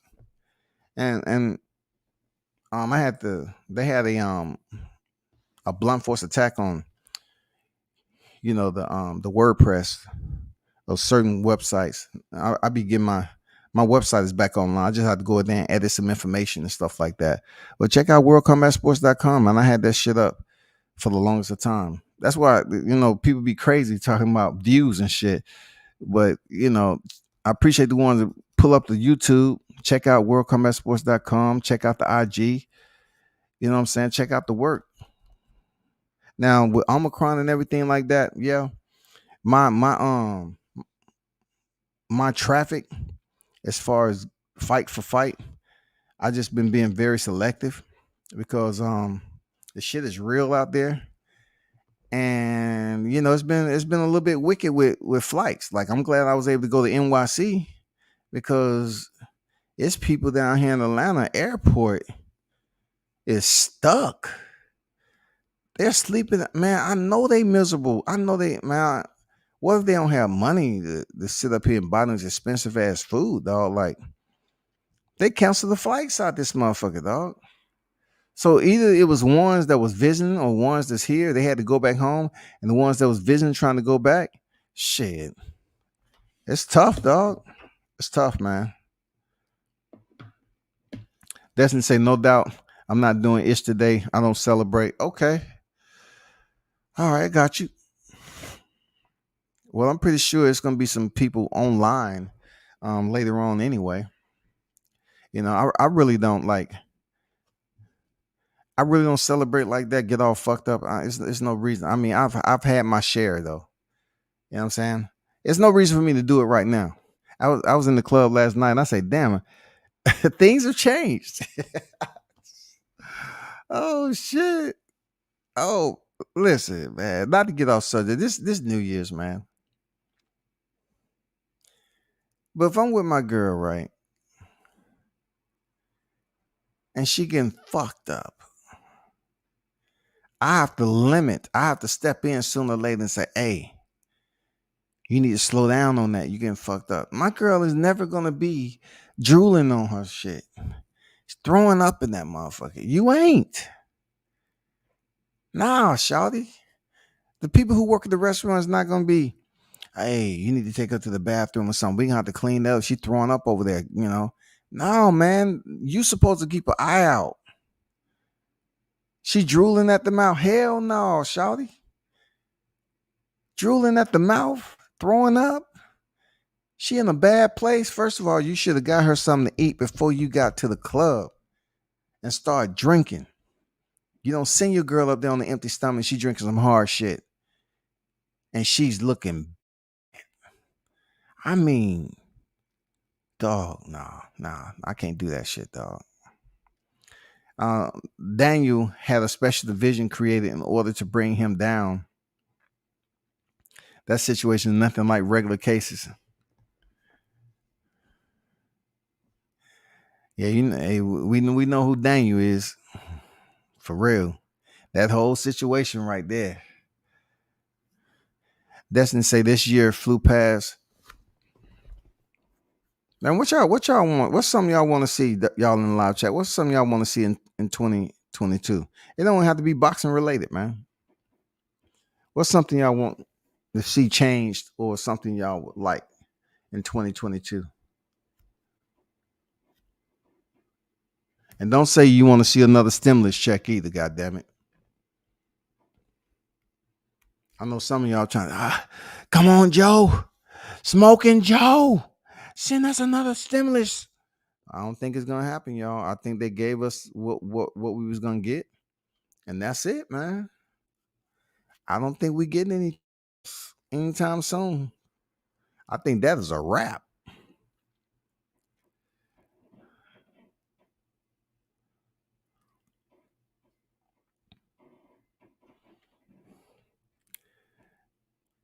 And what was his first name again? Let me see if I can even pull this cat up. Let me see if I. What's his first name?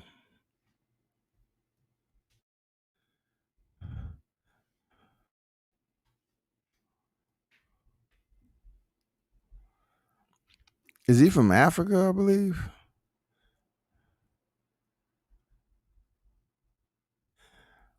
Well, dang, okay. You said a borrow.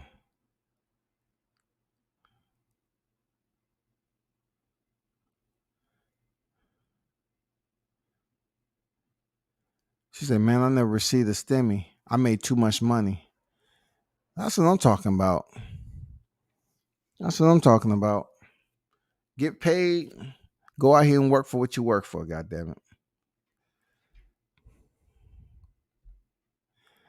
Let me see.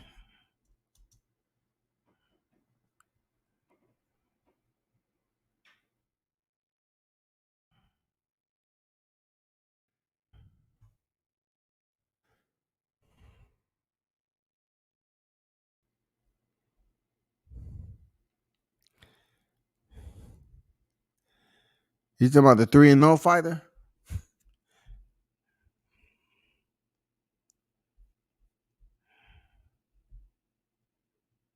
25 years old? Is that the same one you talking about?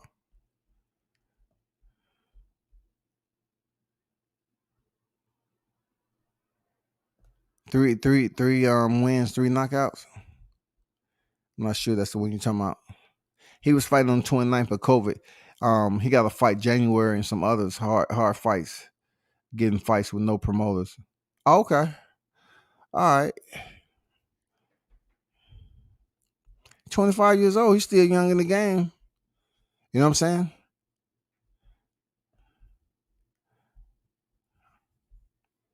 I'm gonna bookmark him.